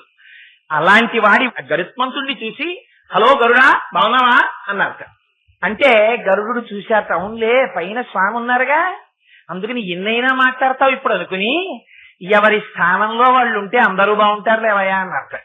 అంటే ఏంటి, నీ వాడు ఇక్కడ ఉన్నావు, పాల సముద్రంలో ఉన్నావు, ఎప్పుడైనా సభకిరా, అక్కడ నువ్వు ఎంత కుర్చీల కింద నుంచి వస్తుంటావో నేను చూస్తుంటాను అని ఆయన అన్నారట. అంటే ఆ స్థానాన్ని బట్టి ఆ శక్తి. ఆఫీసులో ఆఫీసర్ గారే రోడ్డు మీద కనపడినప్పుడు ఆఫీసర్ గారు ఏంటి, ఆఫీసర్ గారు ఏం కాదు, వాడు చూడనట్టు వెళ్ళిపోతారు. ఆఫీసులో పెట్టిన హింస వాళ్ళ దగ్గర కూడా ఎందుకని. అందుకని ఎక్కడి స్థానం అక్కడ స్థానమే. అందుచేత ఒక స్థానంలో ఉన్న పొజిషన్ ని ఇంకో స్థానంలో ఇమిటేట్ చేయకూడదు. ఎప్పుడు ఎక్కడ కూర్చున్నది అక్కడ అలాగే మాట్లాడాలి. సరే, అందుచేత అమ్మ ఇవాళ నీ జుట్టుకి ప్రబల కబరి భారతిమివహ, ఎవరైనా చాలా బలమైన జుట్టు అండి అంటారా ప్రపంచంలో? చాలా నల్లటి జుట్టు అంటారు, ఒత్తు జుట్టు అంటారు, ఉంగరాల ఉంగరాల జుట్టు అంటారు, అందమైన జుట్టు అంటారు. చాలా బలం అండి ఆవిడ జుట్టుకి. అంటే మీరు ఎప్పుడన్నా విన్నారా? ఏమిటి ఆవిడ జుట్టుకు బలం అంటే, అమ్మ నువ్వు పోషిస్తావలా ఆ జుట్టుని, అందుకమ్మా బలం. నీ పోషణే వాటికి బలం. ఇవాళ ఏం చేశాయో తెలుసా? ప్రపంచంలో ఎన్నడూ జరగరాని వింత జరిగింది నువ్వు ఇచ్చిన లోకువతి. ఏమిటో తెలుసా అమ్మా? ఇక్కడ నువ్వు సూర్యుణ్ణి పెట్టుకున్నావు. సూర్యుడు అంటే సింధూరం బొట్టు పెట్టుకున్నావు. అది బాలసూర్యుడిలా ఉంది ఎర్రగా. ఆ కిరణాలన్నీ ఇలా వచ్చాయి. వస్తే దిశామృందై, చీకట్ల గుంపుల్లా నీ జుత్తంతా ఏం చేసిందో తెలుసా?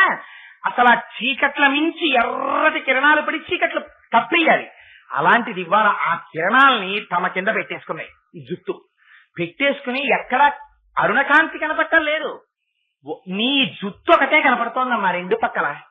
చిత్రం ఏమిటో తెలుసా అమ్మా? నువ్వు పాపట తీసుకున్నప్పుడు తెల్లగా ఉంటుంది, దాని మీద నువ్వు ఇలా బొట్టు పెట్టుకుని ఇలా రాసుకుంటావు కదా, అప్పుడు ఈ పాపటంతా ఎర్రగా అవుతుంది. ఆ ఎర్రగా ఉన్నది ఎలా ఉందో తెలుసా? నవీనార్క కిరణం. చిన్న సూర్యుడిది ఒకే ఒక్క కిరణం ఉందనుకోండి, ఎలా ఉంటుందో అలా ఉందమ్మా అన్నారు. అదేమిటి, సూర్యుడు ఎప్పుడైనా ఒకే కిరణంతో కనపడతాడా మనకి? ఒక కిరణంతో కనపడడు. సూర్యుడు రాగానే అన్ని వైపులకి కిరణాలు పడిపోతాయి. మరి ఇవాళ ఒక కిరణమే కనపడడం ఏమిటి అంటేట, చీకట్లు అనుకున్నాయిట. మీరు సూర్యుడిని బంధించడం ఏమిటే? ఉత్తిది ఊరుకోండి, సూర్యుడు వస్తే పారిపోతారు మీరు సూర్యుడిని బంధించడం ఏంటి? మీరు ఎప్పుడు బంధించారు అని ఎవరన్నా అడుగుతారేమో సాక్ష్యం చూపిద్దామని. అబ్బేది సూర్యుడు కాదే, అదేదో ఎర్రటి గింజ అంటారేమోనని. సూర్యుడు ఉంటే కిరణాలు ఉండాలి. అందుకని మిగిలిన కిరణాలన్నింటినీ చీకట్లలోకి దాచేయితే అంటే ఏమిటి? జుత్తులోకి వెళ్ళిపోయేట కిరణాలు. జుత్తు మీద కిరణాలుంటే జుత్తు కనబడకుండా చేయడం కాదుట, జుత్తు కనబడుతోంది కిరణాలు తీసాయి. కిరణాలు ఉన్నారు. ఎంత ఆశ్చర్యం అన్నా ప్రపంచంలో. ఇలా ఎప్పుడైనా జరిగిందా? చీకట్లని సూర్యుడు తరివేయడమే కానీ సూర్యుడిని చీకట్లు ఆపేశాయా? ఇవాళ జరిగిందమ్మా. ఎంత విచిత్రం. నీ జుట్టుకున్న నల్లతనం అదమ్మా అన్నారు. అంటే ఏం చేశారు? సీమంతంలో అమ్మవారు పెట్టుకున్నటువంటి సింధూర తిలకాన్ని సూర్యబింబంతో పోల్చి, అందులో అమ్మవారు ఆ పాపటలో పెట్టుకున్నటువంటి ఎర్రటి కుంకాన్ని ఒకే ఒక కిరణంతో పోల్చి, అమ్మవారి జుట్టుని చీకట్లతో పోల్చి, మిగిలిన కిరణములన్నీ ఓడిపోయినట్టు చెప్పి, ఆ ఒక్క కిరణాన్ని బందీకృతురాల్ని చేసి సాక్ష్యంగా నిలబెట్టినట్టు చెప్పి, ఇన్ని చెప్తే మనకేమవుతుంది? అసలు ప్రపంచంలో జరగని విషయం మీకు నేను చెప్పాను అనుకోండి, అప్పుడు మీకు వెంటనే శ్రద్ధ వస్తుంది. అబ్బా అదేంటండి, అది ఎలా జరుగుతుంది అంటారు. ఉత్కంఠ అంటారు దీన్ని. ఉత్ అంటే పైకెత్తడం, కంఠ అంటే ఇలా. అలా జరిగిందా? అది ఎలా జరిగించారంటే అంటే ఏమిటి? కుతూహలాన్ని రేకెత్తించడం. ఇలా కుతూహలం రేకెత్తిస్తే ఏమవుతుంది? మీరు అలా ఎలా కుదురుతుందండి? చీకటి సూర్యుడిని ఎలా బంధిస్తుందండి అంటారు. అంటే అప్పుడు అమ్మవారి జుట్టుని చీకట్లతో పోల్చి, అమ్మవారి సింధూరపు బొట్టుని సూర్యుడితో పోల్చి, ఒకే ఒక కుంకుమ రేఖని, ఆ కుంకం రాసుకున్న పాపటని ఒక కిరణంతో పోల్చి, ఈ చీకట్లో ఆ సూర్యుడిని బంధించినట్టు చెప్తే ఇప్పుడు మీకు అమ్మవారి పాపట దర్శనం అవుతుంది. అమ్మవారి జుట్టు అంత నల్లగా ఉన్నట్లు దర్శనం అవుతుంది. ఇలా దర్శనం అయితే ఏమవుతుంది? దర్శనం అయితే అమ్మవారి పాపట లక్ష్మీ స్థానము కనుక మిగిలిన సుమంగళులందరి యొక్క పాపట ఎలా లక్ష్మీ స్థానమో అలా అమ్మవారి యొక్క పాపట కూడా అపారమైన లక్ష్మీ స్థానం. అందుకని ఆ లక్ష్మీ స్థానాన్ని దర్శనం చేశారా మానసికంగా, ఏమవుతుంది? ఉన్న దరిద్రం అంతా పోతుంది. ఏవేవి కోరికలు మీరు కోరుకుంటున్నారో ఆ కోరికలన్నీ తీరుతాయి. లక్ష్మీ కటాక్షం కలుగుతుంది. ఇదిగో ఇలా కలుగుతుందనేటటువంటి ఫలాన్ని కల్పించడం కోసం, మనకి సిద్ధింప చెయ్యడం కోసం కేవలం అమ్మవారి పాపను దర్శనం చేశారా? ఇక్కడ పెట్టుకునే సింధూరంగానే మీకు కనపడిందా? మీకు లక్ష్మీ కటాక్షం వస్తుందండి అన్నారు అనుకోండి. మనం వెళ్ళి చూసామనుకోండి, కనపడుతుందా? కనపడదు. కిరీటం, ఆ కిరీటం లోపలికి వెళితే ఉంటుంది ఆ పాపం.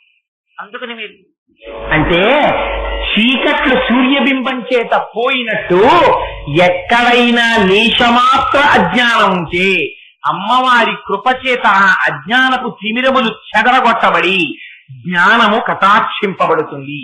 మీరు రెండిటిలో ఏది కోరుకుంటే మీ స్థాయిని బట్టి వాటిని అమ్మ కటాక్షిస్తుంది. ఇది తనోతుక్షేమం తవ వదన సౌందర్యలహరి. ఇది చెప్పడానికి అయ్యో వీళ్ళకి రాదు, రేపు పొద్దున్న అమ్మవారి దగ్గరికి వెళ్ళి ఇలా ఇయ్యమ్మా అని అడగడం కూడా వీళ్ళకి చేత కాదు అని శంకరులు ఉన్నహ అని వేశారు.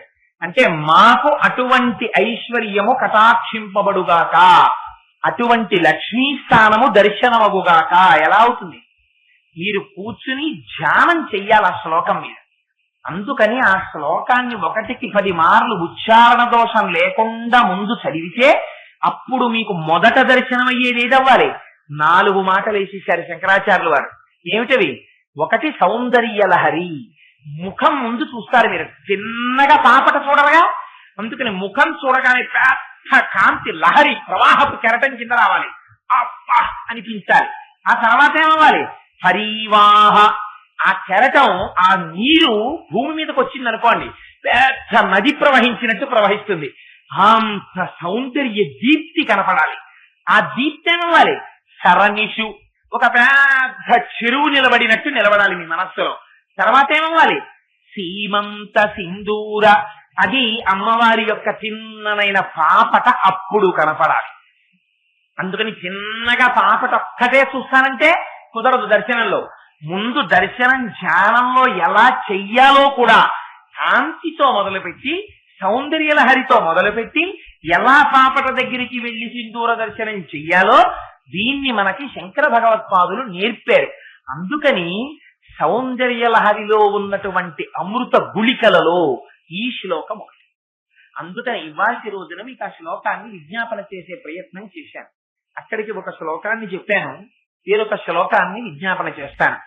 ఇందులో శంకరులు అంటారు, శుభామప్యాస్వాద్య ప్రతిభయ జరా మృత్యుహరిణీ విపద్యంతే విశ్వే విధిశతమఖముఖాద్యా వివిశదః కరాళం యక్ష్వేళం కపళతవత కాలకలన నశంభో తన్మూలం తవ జనని తాటంక మహిమా. ఇది నిజానికి ఎంత పవిత్రమైన, ఎంత గొప్ప శ్లోకమో తెలుసండి. నేను ఏదో ప్రతి శ్లోకాన్ని అలా చెప్తావు అనుకోకండి. ఏదో చెప్పాలి కాబట్టి ఉపన్యాసంగా నేను ఒక్కొక్క శ్లోకాన్ని ఇలా చెప్పే ప్రయత్నం చేస్తున్నాను. కానీ ఇంకో 2 రోజుల్లో అయిపోతుంది, వీడ సాధ్యం కులాన్ని మీరు ఏవో లెక్క వేసి ఇప్పటికీ వీడు ఇన్ని శ్లోకాలు చెప్పారని లెక్క కడితే వీడు ఇన్ని చెప్పాడు అనుకుండిపోతారేమోనని నేను ఏదో ఒక్కొక్క శ్లోకాన్ని ఇంకక్కడతో పూర్తి చేసే ప్రయత్నం చేస్తున్నాను. కానీ నిజంగా ఆ శ్లోకాన్ని మిగిలిన శ్లోకాలతో అనుసంధానం చేసి ఆ మాటల వెనకాతల ఉండే రహస్యాల్ని వర్ణించారనుకోండి, ఎంతంతసేపు పడుతుందో ఒక్కొక్క శ్లోకం. కానీ అందులో ఉన్న ప్రధానమైన విషయాన్ని మాత్రం దాటటం లేదు. ముఖ్యమైన విషయాన్ని మీకు అందించే ప్రయత్నం చేస్తున్నాను. విచేత మణిపూసల్ లాంటి శ్లోకాల్లో ఇదొక శ్లోకం. అందులో శంకరులు అంటారు, సుధామప్యాస్వాద్య ప్రతిభయ జరామృత్యుహరిణీ విపద్యంతే విశ్వే విధిశతమఖముఖాద్యాది విశదః కరాళం యక్ష్వేళం కబలతవతి కాలకలన నశంభో తన్మూలం సవజనని తాటంక మహిమా. అమ్మా, అసలు ఈ శ్లోకం వెనకాతల వేదంలో ఉన్నటువంటి ఒక మంత్రం రహస్యం అండి. ఆ మంత్రంలోంచి శ్లోకం చెప్తున్నారు శంకరాచార్యులు వారు. అసలు శంకరాచార్యులు వారికి తెలియని విషయాలు ఏమున్నాయి కనుక ఆయనకి తెలియని వేదం, ఆయనకి తెలియని మంత్రం ఉన్నాయా? అందులో మీకు తేలికగా చెప్పడానికి ఒక మాట చెప్తాను. మీరు రుద్రాధ్యాయం వింటుంటారు, అభిషేకం చేస్తుంటారు పరమశివుడికి. ఇవాళ శంకర భగవత్పాదులు ఆ రుద్రాధ్యాయంలో ఒక మంత్రం ఉంది, మీరందరూ వింటూ ఉంటారు. రుద్రస్య భేషజీ అంటారు, అలాగే విశ్వస్య భేషజీ అంటారు అమ్మవారిని. 2 మాటలు అమ్మవారికే వేసేస్తారు. ఈ 2 మాటలు మీరు వింటూ ఉంటారు శివాలయాల్లో. అఘోరేభ్యో దఘోరేభ్యో ఘోర ఘోరధరేభ్యః సర్వేభ్యో సర్వసర్వేభ్యో నమస్తే అస్తు రుద్రరూపేభ్యః అంటుంటారు. ఏమిటి మాటలు? మనకి సనాతన ధర్మంలో ఒక గొప్ప విషయం ఉంది. హింస పెట్టేవాడు ఎవరో తెలుసా అండి? పరమాత్మే పెడతాడు. మళ్ళీ మీకు సుఖాన్ని ఇచ్చేవాడు ఎవరు పెడతారో తెలుసా అండి? పరమాత్మే పెడతాడు. మీకు దుఃఖాన్ని కర్మఫలం ప్రదాతగా ఇచ్చేవాడు ఎవరో తెలుసా అండి? పరమాత్మే ఇస్తాడు. దాన్ని తట్టుకునే శక్తిని ఎవరిస్తారో తెలుసా? పరమాత్మ ఇస్తాడు. సుఖం ఎవరిస్తారు? పరమాత్మ ఇస్తాడు. భక్తి ఎవరిస్తారు? పరమాత్మ ఇస్తాడు. జ్ఞానం ఎవరిస్తారు? పరమాత్మ ఇస్తాడు. మోక్షం ఎవరిస్తారు? పరమాత్మ ఇస్తాడు. అన్ని పరమాత్మ ఇస్తాడు. ఆ పరమాత్మ మన్ని శోభకి గురి చేసేటటువంటి సమయంలో ఘోర రూపంతో ఉంటాడు ఆయన. ఆ ఘోర రూపంలో ఉన్నటువంటి పరమాత్మని మనం అసలు దర్శనం చేయలేం, భయపడిపోతాం. అప్పుట అమ్మవారు అనుకుంటుంది, అంటే ఇది ఎలా ఉంటుందంటే మా నాన్నగారే కానీ నా మీద కోపం వచ్చింది, ఇవాళ వీడి సంగతి తేల్చేస్తాను, ఇంటికి రాని అన్నారు. ఇంటికి వెళ్ళాను, బెల్ట్ తీసి నాన్నగారి చేతితో బెల్ట్ పట్టుకుని ఎరా అని నా చొక్కా పట్టుకుని చిన్నతనంలో ఆ బెల్ట్ పెట్టి కొడుతుంటే ఉండేటటువంటి రూపం ఘోర రూపం. అలా కొట్టేస్తుంటే ఊరుకోని వ్యక్తి ఒక్కతే ఉంటుంది. పక్కింటైనా వెనకింటైనా ముందింటైనా వీళ్ళెవరు రారు. ఎవరు వస్తారు? మీకన్నా ముందు పుట్టిన వాళ్ళు, మీకన్నా వెనక పుట్టిన వాళ్ళు పారిపోతారు గదుల్లోకి. పారిపోయి సోషల్ పుస్తకాన్ని పైనుంచి కిందకి, కింద నుంచి పైకి పెట్టుకుని అప్పుడే అందరూ చదివేస్తుంటారు. ఇంకా ఎందుకని అయిన ఉగ్రరూపం ఉంది ఇంట్లో, ఘోర రూపంతో ఉన్నాడు తండ్రి ఇవాళ. అప్పుడు వచ్చేది ఎవరు వస్తారో తెలుసా అండి? విశ్వస్య భేషజీ, రుద్రస్య భేషజీ, అమ్మవారు వస్తుంది. ఎవరు అమ్మవారు? అందుకే చెప్పా లక్ష్మీ స్థానం ఇంట్లోనే ఉంటుంది. ఆవిడ రావాలి. ఆవిడ పరిగెత్తుకొచ్చి ఏం చేస్తుంది? పిల్లాన్ని గట్టిగా కౌగిలించుకుంటుంది.